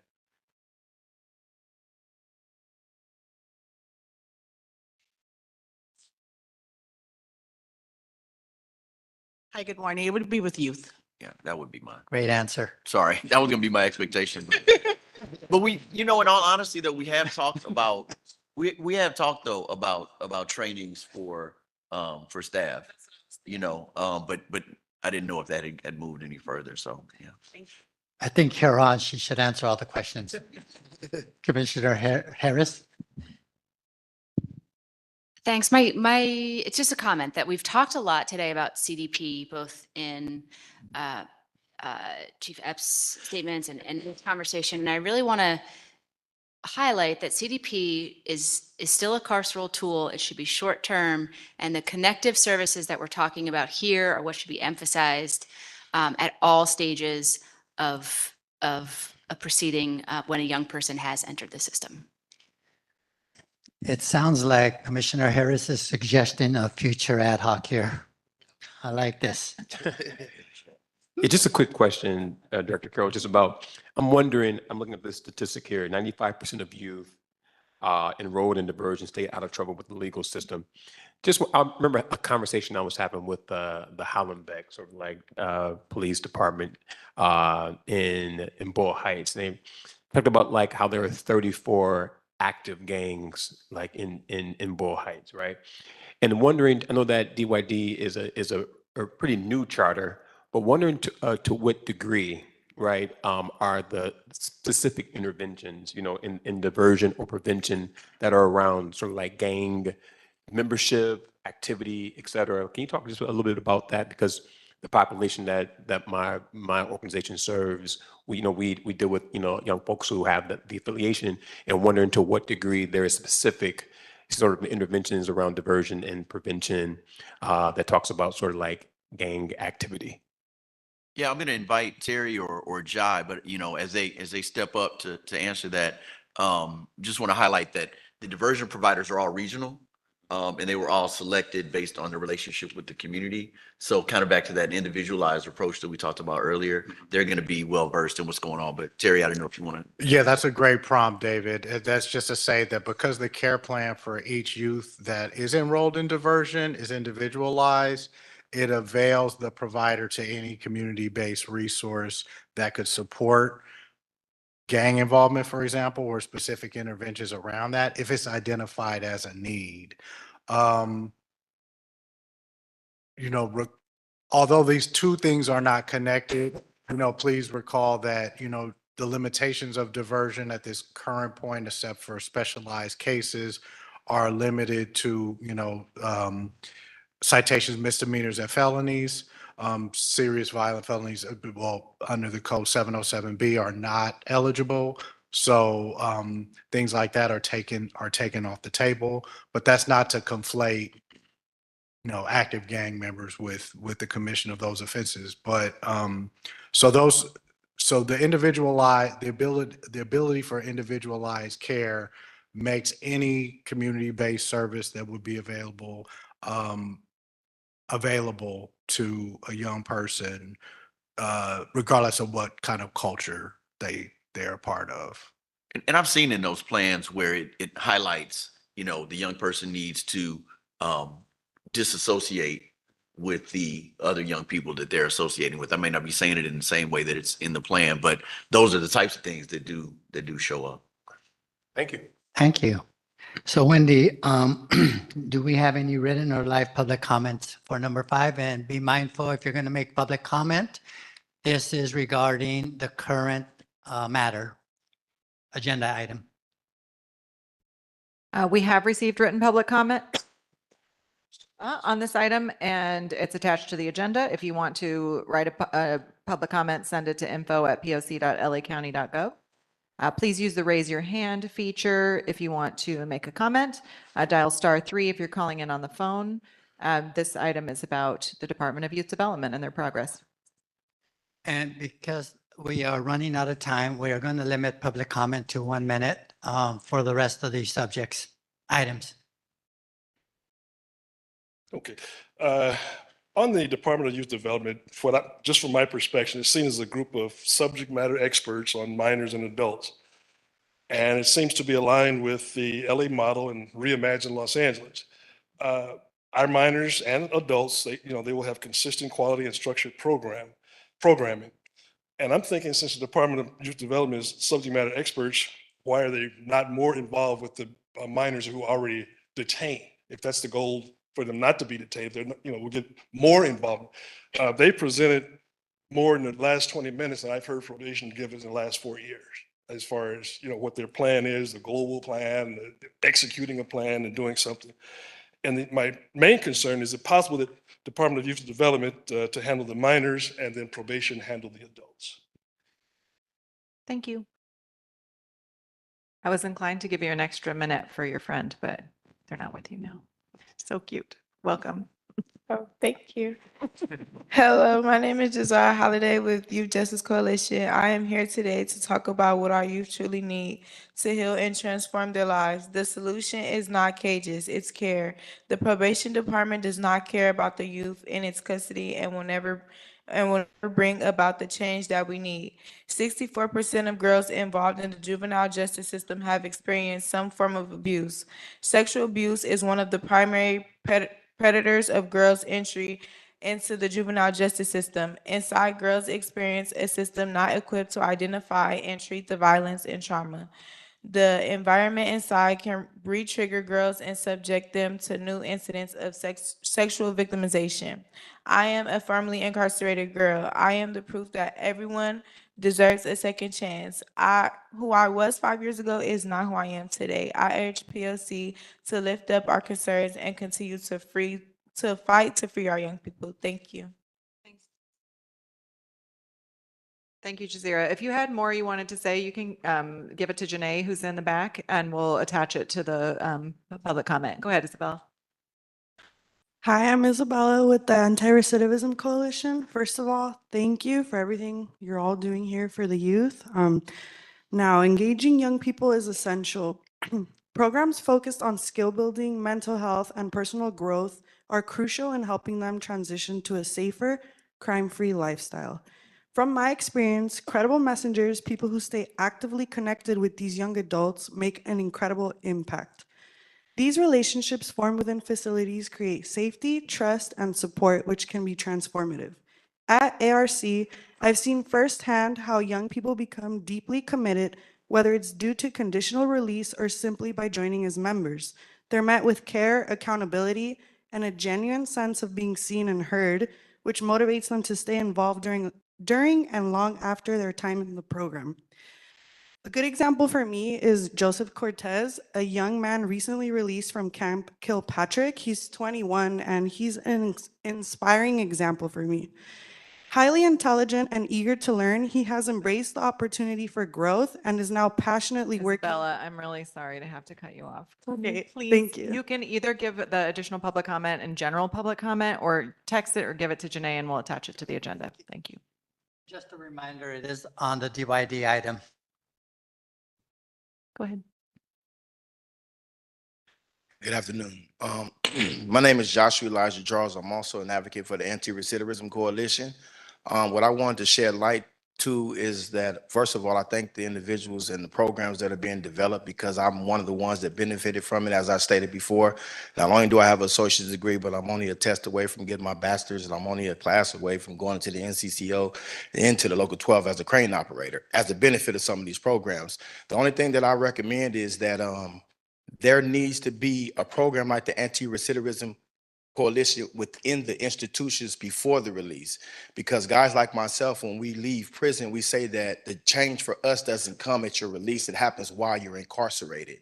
So the individuals think that they can continue on doing what they do and then get released, they go back to doing what they do, versus the ones that get into classes like victim awareness, conflict resolution, anger management, understanding primary victims, secondary victims, so that way you can understand law enforcement's perspective, the victim's perspective, and the perpetrator's perspective, and then it lowers recidivism. So my only recommendation is that these programs like ARC be implemented inside. That's all. Thank you very much. Hello, my name is CA. Thanks to the DYD team for such a great presentation. In my first public comment, I asked a process question because the presentations were vague and not conducive to urgent change. I would just like to reiterate the priority of decarceration in the county, and that it's time for us to start chipping away at what probation is responsible for, whether it's a state legislative strategy or direct recommendations made by this very commission to those who can hold probation accountable. The young people of LA have been failed so many times in life already. Oftentimes, that's what causes them to be in a facility in the first place. So to harm mitigate, I'm asking probation directly, are you committed to having a peaceful and considerate transition to the responsibility of young people to DYD? And can you be clear in how you plan to do that? Thank you. Thanks, yeah. Okay, I don't see anybody else in the room, so we're going to go online. And we will begin with Crystal Jones. Crystal, can you unmute yourself? Or you'll have 1 minute. Jones, I just wanted to first compliment DYD on their great work and progress moving forward. Work that's intentional to help our youth. Crystal, we yes. can't hear you. I'm unmuted. You may need to unmute yourself. Muted. Can you hear me now? Hello, can you hear me Crystal, now? you're unmuted on our side. Can you try to speak? Can you hear me? Hello? Oh, sorry. Oh, second, we're plugging in our different computer.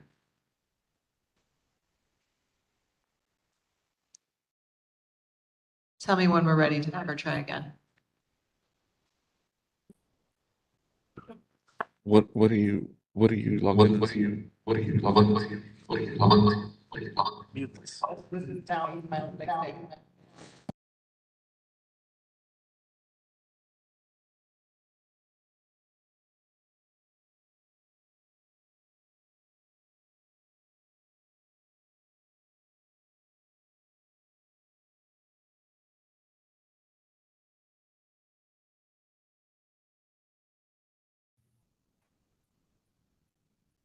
Let's try it again. Hi, everybody. Can you hear me? That worked. Yes. Yay. Okay. Thank you. My team is amazing. I really appreciate Yes, you are. No, thank you guys. No, I just wanted to applaud DYD, first of all, with their feedback and programs in regards to the intentions to help youth with the diversion program and safe healing spaces is very important and critical in this hour, especially when we keep hearing the consistent need of well-being and safety for our youth. I did want to ask, and if we could recommend to restore care, not cages, and if there's any way we could rejuvenate self-care, esteem, and redirection to address these youth needs, mental health consultations, education, coping, and reimagining life. Yes, we make mistakes, but us as adults and departments are that intervention and prevention to our kids in our community, city, and society and families. How can we take the tools that we have set up to be the actual solution and care model for these youths and leaders and community organizations? Thank you. Thank you. And we'll end with Leah. Leah, you can unmute yourself.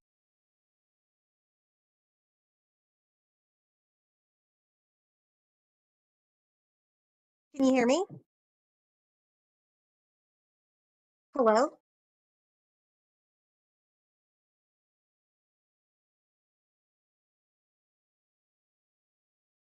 Can anyone hear me?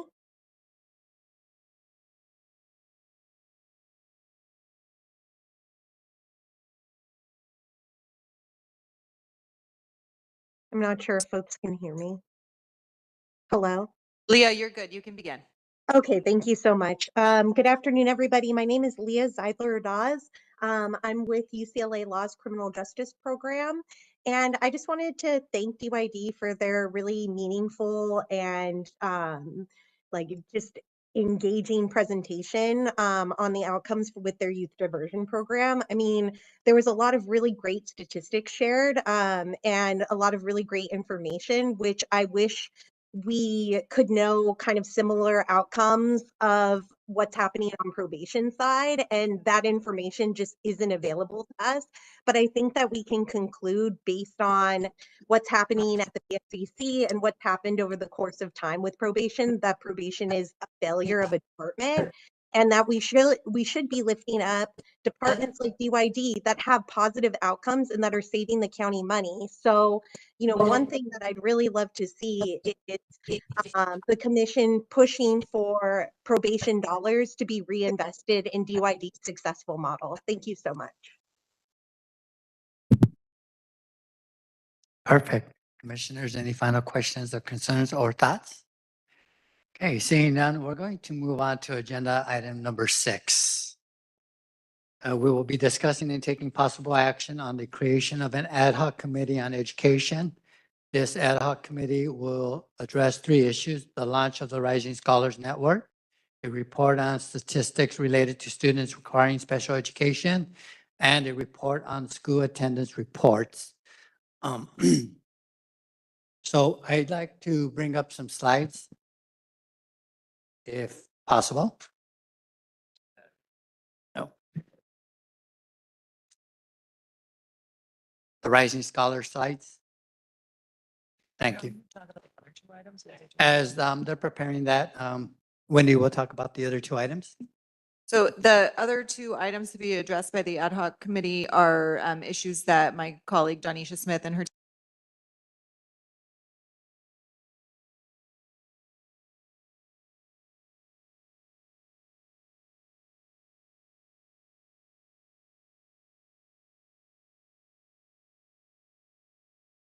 and to creating a report that we can then share with the public. We've had a lot of support from LACO and OYCR and the commissioners in asking these questions. The second one is the school attendance review reports that are provided to the POC monthly as a part of the settlement agreement with the Department of Justice. Thanks to the expansion of our team and Donisha's team in particular, we've now had the ability to start actually reviewing those reports that we've received since the POC began. I think May 2021 was the first report we received. They provide very interesting data about rates of school attendance, suspensions, et cetera, that we'll be able to provide a trend analysis on, and are hoping for support from the commissioners for those 2 things. Thank you. Okay, as for background for my colleagues, Rising Scholars is an initiative that has funded 12 or has determined that $12 million will be spent in LA County to work with youth who are justice impacted. I met with some of the Rising Scholar groups about 2 weeks ago, and they shared some of their successes and some of their concerns. And after that first meeting, I actually met with the Mount SAC group, which in partnership with Citrus is servicing the East camps, which encompass Appleball, Page, and Rocky. And they're linked to some community, the colleges themselves and some alternative schools. They reported during our meeting that they've been able to successfully begin college classes, do enrollment and academic counseling. But they have not been able to facilitate or commence the following programs because of a variety of reasons. And that's peer mentoring, tutoring, personal development, workshops, restorative justice circles, and transition plans. Some of the reasons that they shared and some of the challenges were that there's not a clear contact person at the sites. There's really a difficult time scheduling programming, that resources for students with disabilities, the IEP, and those that may be eligible for DOR services, which is Department of Rehabilitation. There's issues with combining classes, and there are issues with external links. And what I mean by that is if a teacher at Mount SAC is providing a course on, let's say, for example, speech, and there's a link to a fireside chat, which I'm dating myself because that's a speech that Roosevelt used to make during the Depression and during hard times, war times.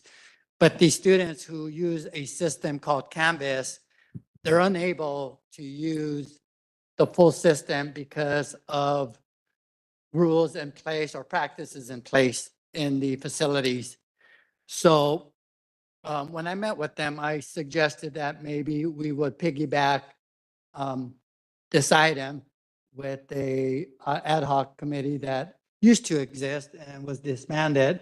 And I'd like to bring it back and hopefully talk and maybe meet with probation, meet with Rising Scholars, meet with LACO, and kind of try to figure out how we get this going because these are important services and it's a lot of money on the table for these kids. And I was able to read the response to the request for proposal. It's extensive. There is a lot of opportunity here for our youth in the camps in the East and for the youth that are at Secured Youth Track and at Los Padrinos and youth who have been impacted by the justice. So with that in mind, I would like somebody to make a motion to create this ad hoc subcommittee and somebody to second it. So can I have somebody?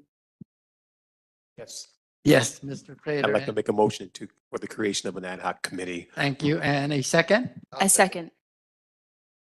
Okay, thank you. So commissioners, now the floor is open for dissent about the creation of this committee, or you would like to know if there are other commissioners interested. Let me start the discussion. Yeah, I think this is important work. I believe deeply in education as a tool, as an intervention, all right, to get our young people on the track to, better choices in life, right? And so I'd be interested in serving on an ad hoc committee so we can advance the importance of higher education in these settings. And so thank you for lifting this up, Chair Mundo. Thank you. No one has to, I mean, we can just start it and we can have further discussions, finding out how we make this up. It doesn't have to be all commissioners. I'm hoping to include people that probation representative and somebody from the Rising Scholars and maybe somebody from OICR. I was about to say. To make it a robust discussion.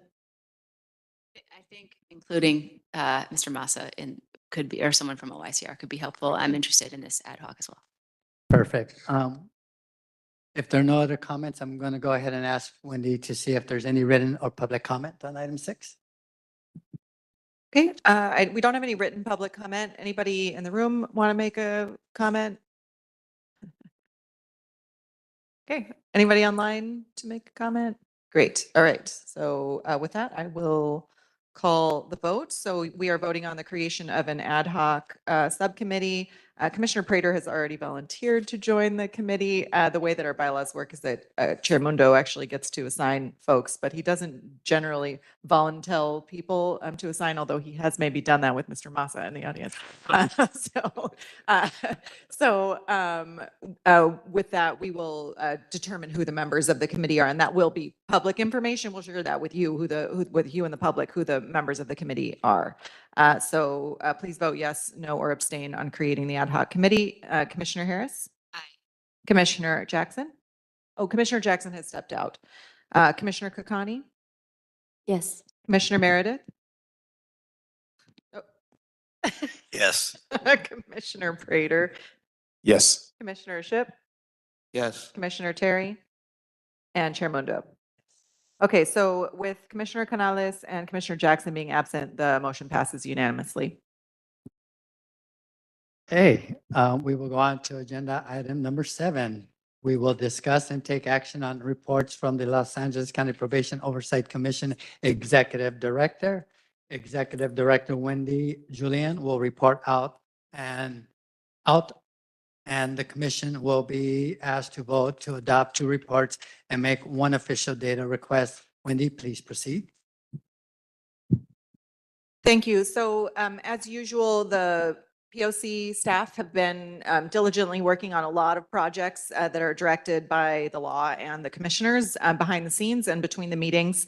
The purpose of this agenda item is for me to give updates to the public about what the staff are working on, and then also for us to bring the final reports, final drafts of the reports in front of the commission for the commissioners to make any last minute changes and to officially adopt the reports so that they become official documents of the Probation Oversight Commission.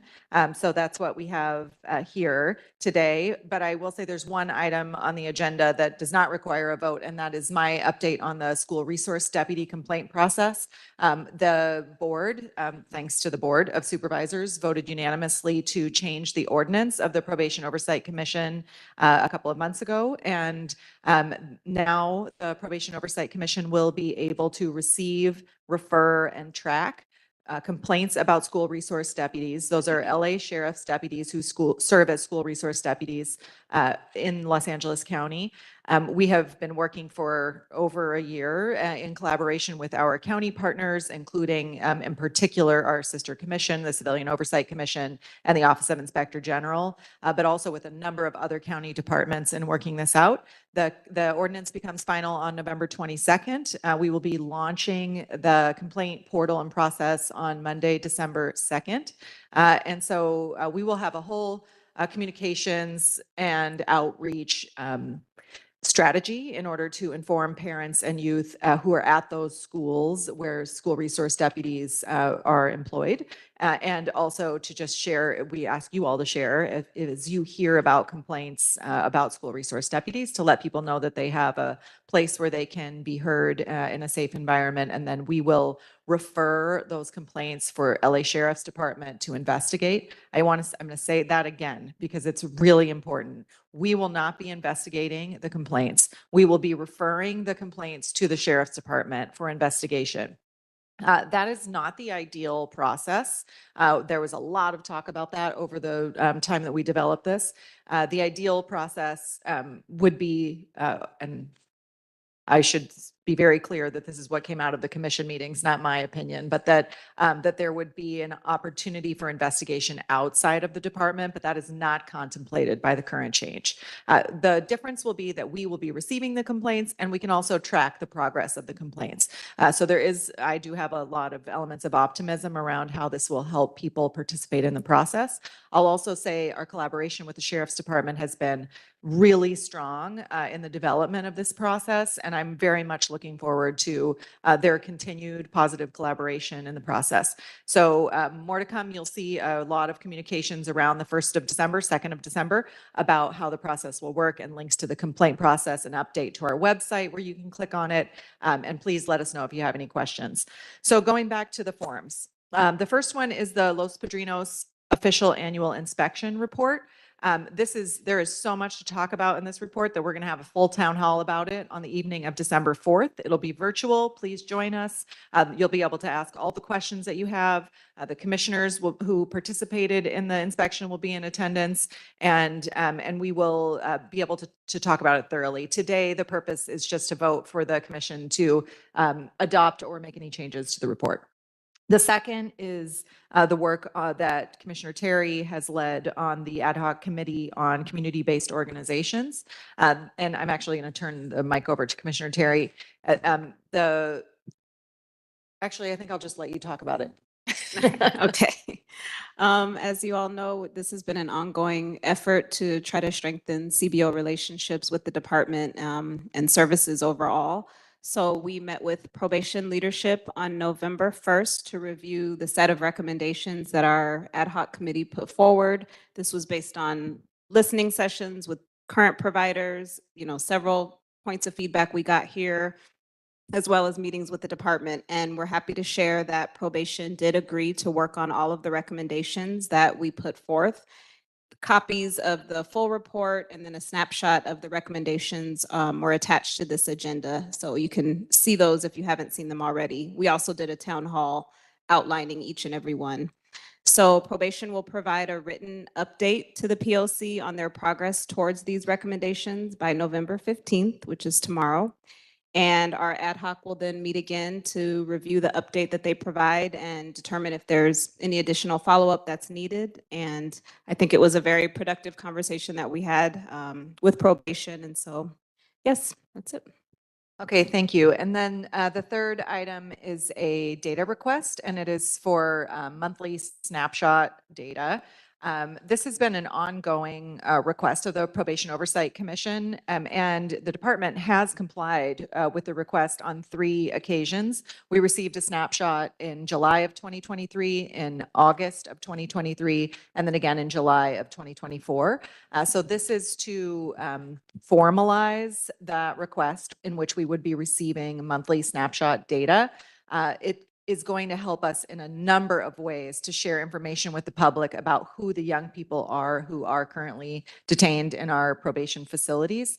Right now, the data that we receive comes on a daily basis that provides numbers, and then we receive monthly data that provides race and ethnicity, and then we have some other data that we get regularly that says the types of detention or the SOGI status of the youth, but we don't have a source of data other than the 3 monthly snapshots that we've received in which we could actually answer questions like around racial disparities. So we could look at Dorothy Kirby Center and tell you what's the percentage of girls at Dorothy Kirby Center who identify as Black African American or who have 707B charges. So that intersectionality isn't allowed through the current data set. And we're hoping that with the regular monthly snapshot, we would be able to provide much more useful information on the data dashboard. Also, the way that probation already has provided this information to it lends itself to a much more efficient upload into our data dashboard, which is very helpful for my team and helpful for the public to be able to understand things better. Just requires less interpretation. So that's the motion. You have a copy of it in your packets. It's attached to the agenda. It's pretty straightforward. So County Council has told us we can do this in a number of ways. We can actually take a motion to adopt all 3, the LP inspection report, the CBO report, and the motion, or we could take them separately. That's really up to you. Commissioner Prater. Executive Director Wendy, just have a quick question about some of the data. Like if we're going to be collecting data on a monthly sort of basis from the department, I wonder, is there just room, I don't know what the timeline is, sort of like kind of get this adopted, but to collect some other pertinent data. So I guess the question, like there's this list here, which I appreciate, but I think all data tells a story. And I want to kind of get a clear sense of like, what is the story that we're hoping that the data tells us so that we can inform the public and discharge our duties sort of like effectively.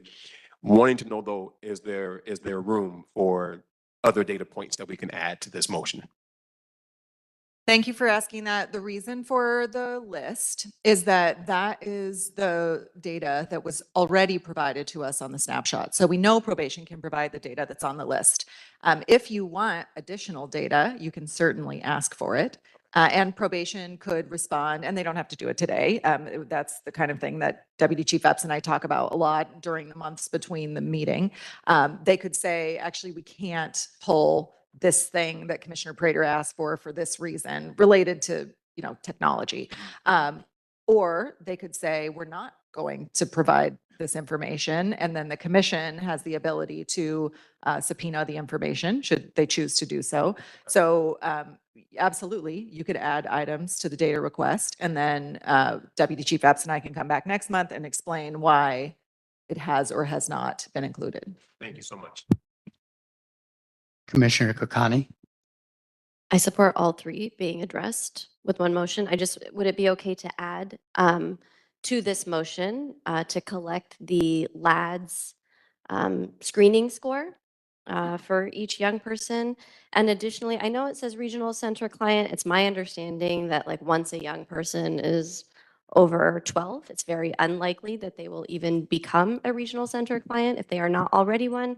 So if we could but in addition to add whether or not that young person has been deemed developmentally disabled. Oh, I just wanted to note that we're in the process of transitioning from the LADS to DRE. So there's a pilot to do a better comparison of the two. So during this time of the pilot, some kids will have the LADS and some will have the DRE. So I'll look at what we can provide. Maybe- Just so you'll know that it'll. Maybe I could recommend we say the risk assessment score Sure. instead of naming it. But it'd probably be helpful to know whether they're using the LADS or the DRE. So 2 columns for LADS and DRE. So there's not a motion yet. So you, Sorry, do I need to make that? well, whoever makes the motion can just make the motion with the amendment that you're suggesting. I'm suggesting an amendment, I guess. That's how that's gonna work, to track and disclose whether or not a young person has a pending transfer motion. Pending transfer motion, transfer to adult court. Is that possible to track? You know what, I'm gonna check the pureness of how they can track it, because what my experience has been, some things have multiple things about our next item we'll discuss before I leave. So the data is not as pure as it can be, but I can figure out what we can do and I'll respond. And a perfect example of that is that the snapshot data we've received has a column that says DCFS, Department of Children and Family Services. And Janisha and I noticed that there were a few young people who were 22 who had DCFS checked, which is not possible. So, and it turns out the department clarified for us that in those cases, those are youth who had open DCFS cases. So they still show up as having the case, which Janisha and I decided was extremely relevant. And so it's not actually, but it's important to acknowledge that that doesn't necessarily mean they have an open case. I think that's the kind of thing that you're talking about, that we may get data that's a little skewed one way or another, depending on how it's been input. We are planning a town hall on the transfer motion to just notify the community and explain what the report actually looks like and what the legal requirements are. Because with the change of leadership at the district attorney's office, it's really percolating under a lot of people. So collecting that data is going to be critical going forward. And so doing it right going forward is really important. Not only collecting the data of how many, but the recommendations that that probation is sharing with the court. The racial and ethnic disparity, or the racial and ethnic demographics of, yes, if we can, of who is facing transfer and who has been recommended. Well, that's exactly why we have this motion, because that's what we would be able to do with the snapshot, is that it would be a line item in which you can do the intersectionality. So you could say the kids from this zip code identify with this racial and ethnic background and have these levels of charges. That comparison is what's available through this monthly data. So with that, I will make a motion that the inspection report and summary report for Los Padrinos, that the CBO reports, and this motion for the monthly snapshot data be addressed together and approved by the commission. And I would like to make an amendment to the motion for the snapshot data to include both the LADS and the DRE screening result, and transfer motion data. Oh, and thank you, whether a young person has been labeled as developmentally late. Okay, do we have a second? Second by Commissioner Prater. So I guess at this point, we take public comment. There's no other discussion. Is there any other discussion here? Then we'll take public comment. Okay. I know the answer to this, and we do not yet have any written public comment on this item. Is there anyone in the room who would like to make public comment on this item? Anybody online? Okay, Crystal, we'll unmute you. I just wanted to uplift the need for the ad hoc committee and the transparency of data so we can get to the root causes and come up with more interventions and solutions that are intentional and strategic to the care of the youth in our, I guess, disciplinary methods in regards to how the probation committee, department, and facilities house our youth. And I just wanted to highlight education is our roadmap to success. So if we give them the tools to succeed, now, as an intervention method, we will see later outcomes of improvement by educating them on their needs and academics in general. Thank you so much for the opportunity. Thank you. I think that's all in terms of public comment. Oh, yeah. Thanks. It's late. Okay, so we are voting on the motion by Commissioner Kakani, seconded by Commissioner Prater, which is to approve the Los Padrinos inspection report, the CBO report, and the motion for request of the snapshot data as amended. Please vote yes, no, or abstain. Commissioner Harris? Commissioner Jackson? Commissioner Kakani? Commissioner Meredith? Commissioner Prater? Yes. Commissioner Ship? Commissioner Terry? And Chair Mundo? Yes. So with Commissioner Canales being absent, the motion passes 8-0. Perfect. Now we will go on to agenda item 8, matters. We will go back to agenda item 4.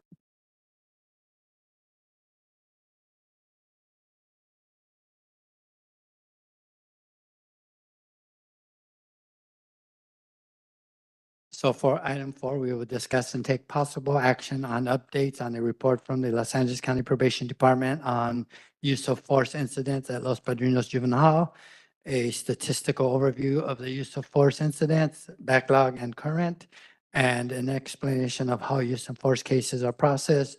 Chief Deputy Epps, please proceed with your report. Oh, I made a request earlier. Well, I talked to Director Julian.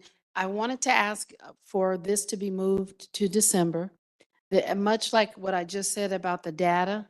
So I requested the information, the data set. So we have our Data Integrity Bureau, which was Dr. Schofield and Director Casada, who were here. So they had one element of tracking. And then we have our Information Services Bureau, who does things a little different. And then we have our disbanded first team, the team that remains in place that has some tracking. So when I looked at the numbers, I'm like, no, we're still doing all of these. And there's been referrals to IA, say, between August to October. But the numbers were not reflected. So I just want to make sure that when we bring a report, that it is the best possible data. And I do have 2 reports, but they're not appropriate. The numbers are off. So we want to report out, so just to do it in December and clarify, clean up whatever the gap is that's throwing off the data. So that's where we're at with that. Thank you. Commissioners, questions, concerns? Commissioner Meredith, I was just gonna make a motion, we table this till December, so. Commissioner Jackson.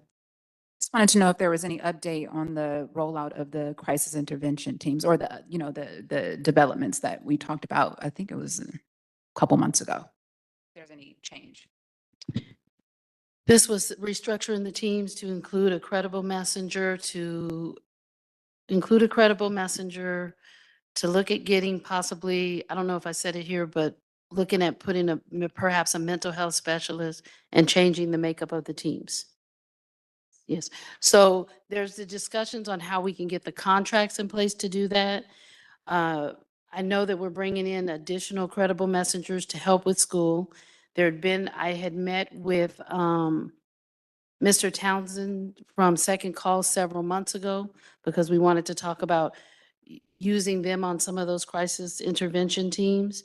We transitioned, DYD is finishing up the contract for that to bring in additional credible messengers. So that hasn't happened because we're not directly contracting those, but we are looking at the other pieces. Can we put a mental health specialist? Do we have to go through mental health? Just coming through all the checks and balances so that we're not stepping on toes of other agencies to get them. But I can give an update. I can send something to Ms. Julian on where we are on potential contracts and what discussions have been had. Okay. It is a little fragmented to ask that question without any use of force updates because they are kind of conjointed. And I wanted to understand how the SIT teams are sort of at play and if there's been any fluctuation in the trends for use of force and how maybe that intervention would be preventing that. So yeah, it's kind of incomplete, but I was just curious if there's an update. If you like, Commissioner, I can couple it with us coming back in December to talk about the trends, but you guys let me know. Sounds good. So Commissioner Terry. Just a clarifying question related to that. So the credible messengers would be on that team to help with de-escalating the situation with the youth.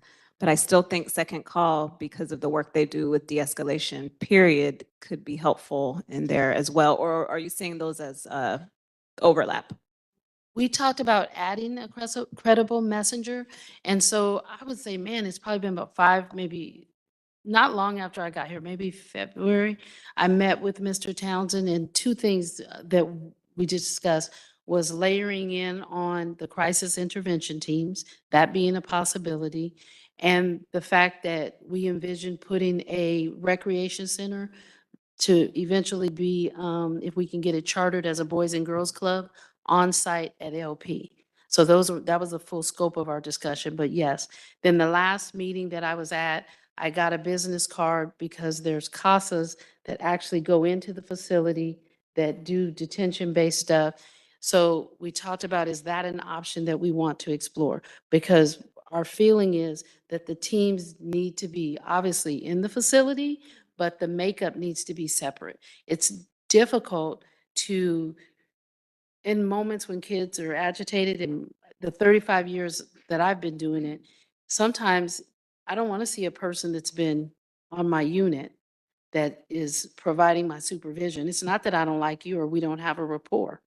But in those moments when I'm in crisis and I'm agitated about something and it could escalate to an incident, right? Responding, it's easier to bring in full neutral parties. So we want to change the way that those look. Of course, having a probation staff, but that would probably be someone that's totally dedicated to doing that. So that's what we're looking at. Thank you.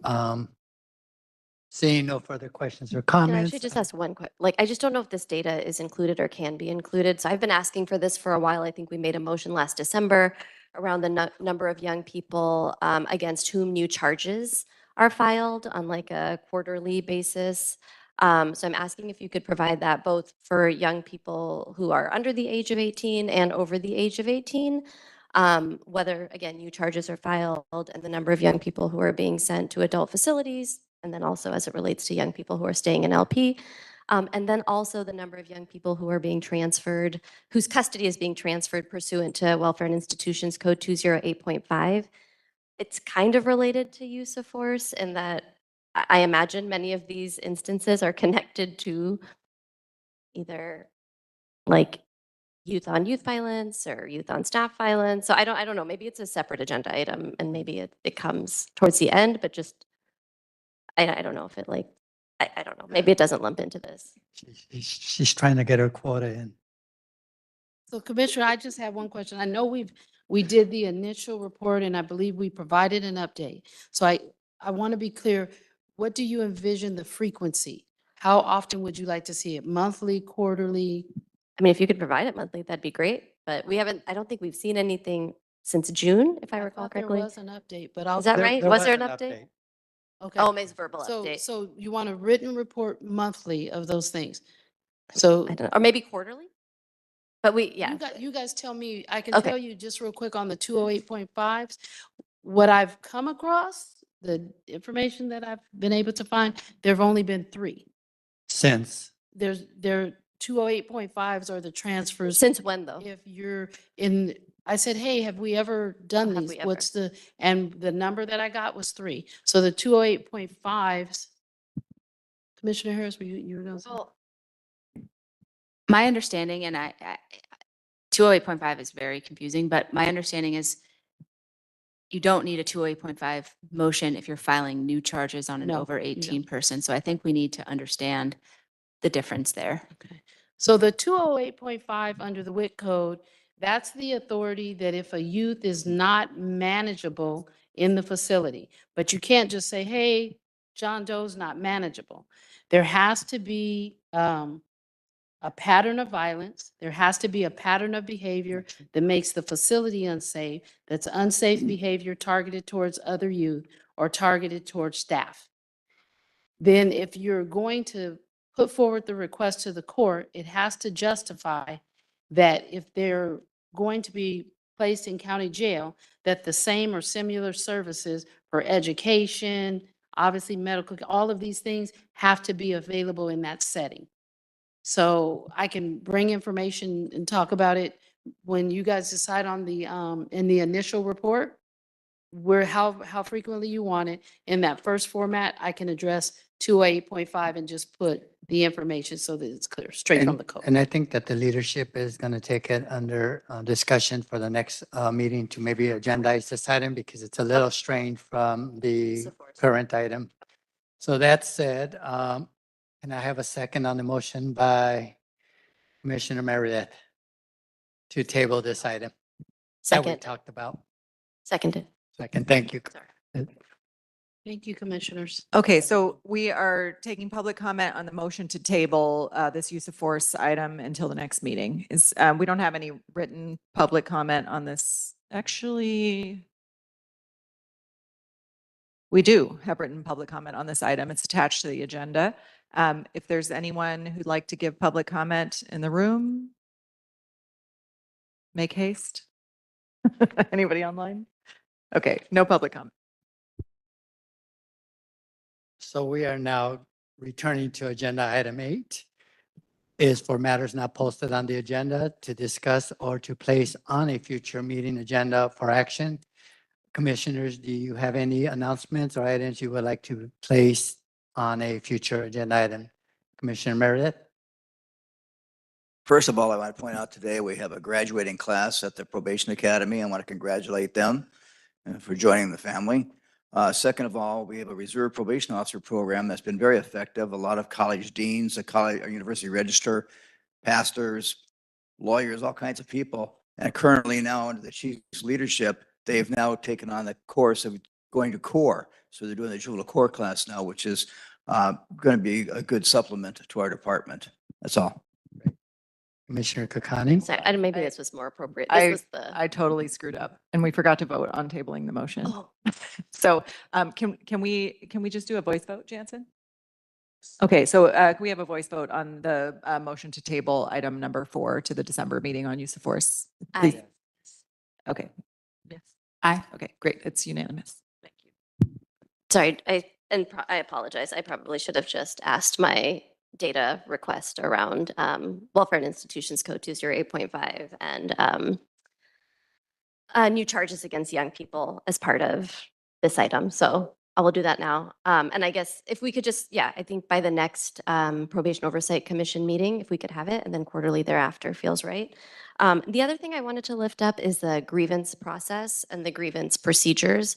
And I don't know like what information is captured by probation, like when not a grievance, I'm sorry, when the write-up process, when a write-up is made, what the repercussions are, like if there's any data or documentation or protocol around write-ups, I think it would be really helpful to see if, and like the outcomes of those write-ups, right? Like if they result in a young person being placed in room confinement, if it results in a young person being denied certain privileges, if it I don't know, but it would, just based on conversations with young people, who have shared that there has been a real increase in the use of write-ups. I think some transparency around how that process plays out, but I don't know what data Do is we have any collected. insight on what type of write-up we're talking about? Like when a probation officer writes up a young person in the unit for, Like an SIR? sure, yes. Oh, like a special incident. Incident report. Yeah, so I don't know if there's data around that. Because I know that those things ultimately make their way into a court report as well. So if there is like, whether it's like unit specific, officer specific, conduct specific, I don't know how that data is collected by probation, but if it is, I would love like both some clarity around when write-ups or SIRs are written, and then also like, So, yes, Ms. if someone I- can help me. I will reach out to Commissioner Kakani and get a more precise list Thank you. and then figure out how we agendize it. Okay, thank you. And so. Sure. Oh, it's me. Yes. Okay, in order for the public to participate as much as possible, we are scheduling things for the whole calendar year of 2025. There is a draft of a suggested 2025 calendar for POC meetings. Unfortunately, this second Thursday date that we have now conflicts next year with multiple BSCC meetings, which is bad for those of us who want to watch the BSCC, and particularly bad for those of us who may have to go to the BSCC. So we have preemptively rescheduled 3 of our meetings with anticipation of the BSCC conflict. That is February 13th, April 10th, and June 12th. They've been moved to other Thursdays in the month. So you can see it on the calendar. And we're going to leave the September meeting on the calendar because that's just too far in the future to know whether anyone might have to attend. So this is for the monthly POC meetings. I think that it would be proper. Do we still have a quorum? I think that it would be proper for us to vote to approve the calendar unless anyone has any objection. So with that, maybe you can entertain a motion. Well, I see Commissioner. Motion to approve the calendar. No. Oh, wait, Miss. No, I just. I'm thinking about this. I don't think it actually says that under this item, I'm not sure that's kosher.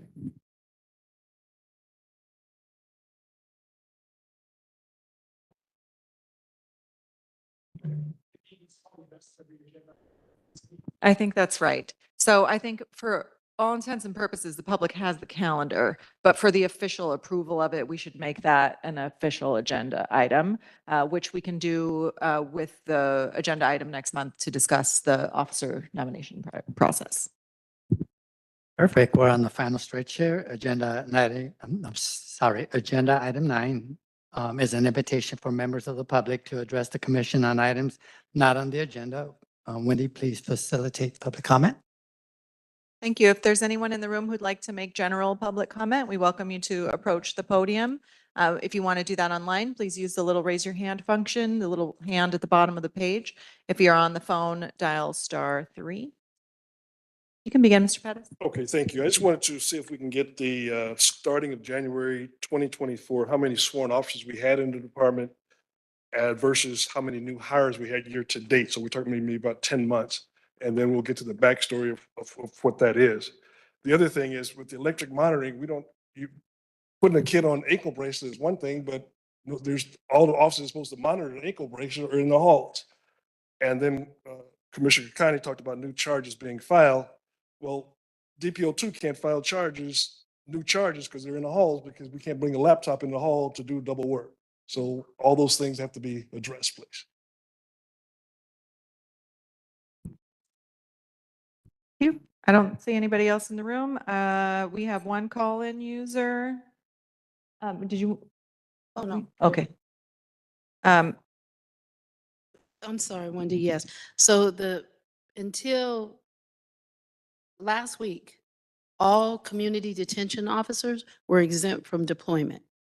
When I looked at the caseload, the numbers are low, but we did deploy 3 of them. There are 25 items, known also as positions, assigned to CDP. Currently, 13 of those positions are vacant. Either there are true vacancies or someone's out on an extended leave, but there are 12 active caseloads. 3, as I said, have now been deployed into the hall, but when we see the numbers go up, they will again be exempt from deployments. I just wanted to address that. Thank you. Thank you. We have 2 speakers online. We'll go first to call-in user number 9. Your number starts with 310914, and you may need to dial *6 to unmute yourself. You probably do.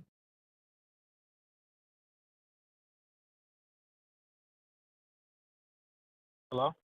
Yes, we can hear you. Thank you. You can begin. Hi, this is Supervisor Perry from Los Padrinos. First thing about officer morale, the morale LP has not been addressed by management.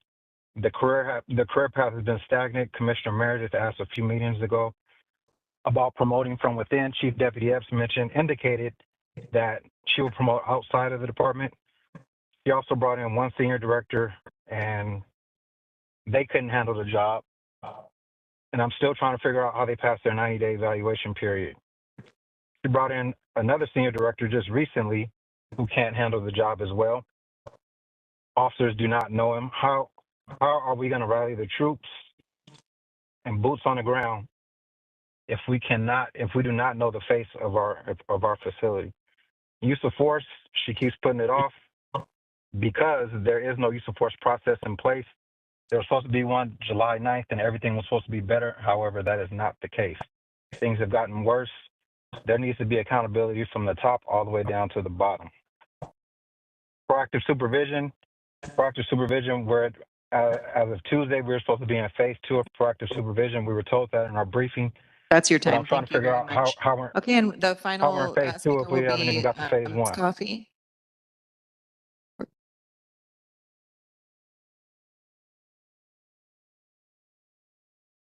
Taliba, can you hear me?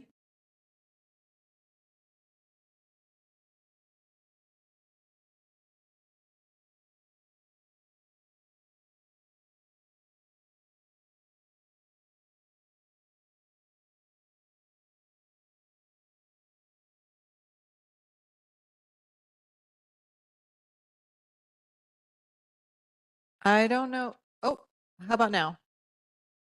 Can you try again, Ms. Coffey? Okay. Can Oh, you there hear we me? go. Yes, we can. You can begin. Okay, thank you, Wendy. I hate to just go back on this because I really want to be. Okay. So I hate. Yes. Can you hear me? Okay. Okay. So I hate to go back on this because I want to move forward in a positive direction, but I did want to address the presentation presented by HR. I'll try to wrap this up as quick as possible, but HR is not being truthful about the 90-day rotation. This rotation is not fair or equitable to employees with medical restrictions. Some staff are called as soon as sent home. Other staff were sent home way back in March and just received a call to come back to the office to work their 90 days. So that's 9 months later. So it's not fair. This information I obtained is because of my lived experience, as well as friends that I have in the department that's going through this. I also want to mention, which Commissioner Meredith is well aware, LA County Probation That's is your time. Thank you for post-certified. thanks for calling in today. And with that, we are done with public comment. Okay, Agenda item 10, adjournment of today's meeting. May I have a motion by a commissioner to adjourn? Motion to adjourn. Kakani, and a I second? second it. Commissioner Jackson. Please unmute yourselves for a vote. Aye. Aye. It is now 1:15, and by motion from Commissioner Kakani and Jackson, today's meeting is now adjourned. Thank you all. Thank you.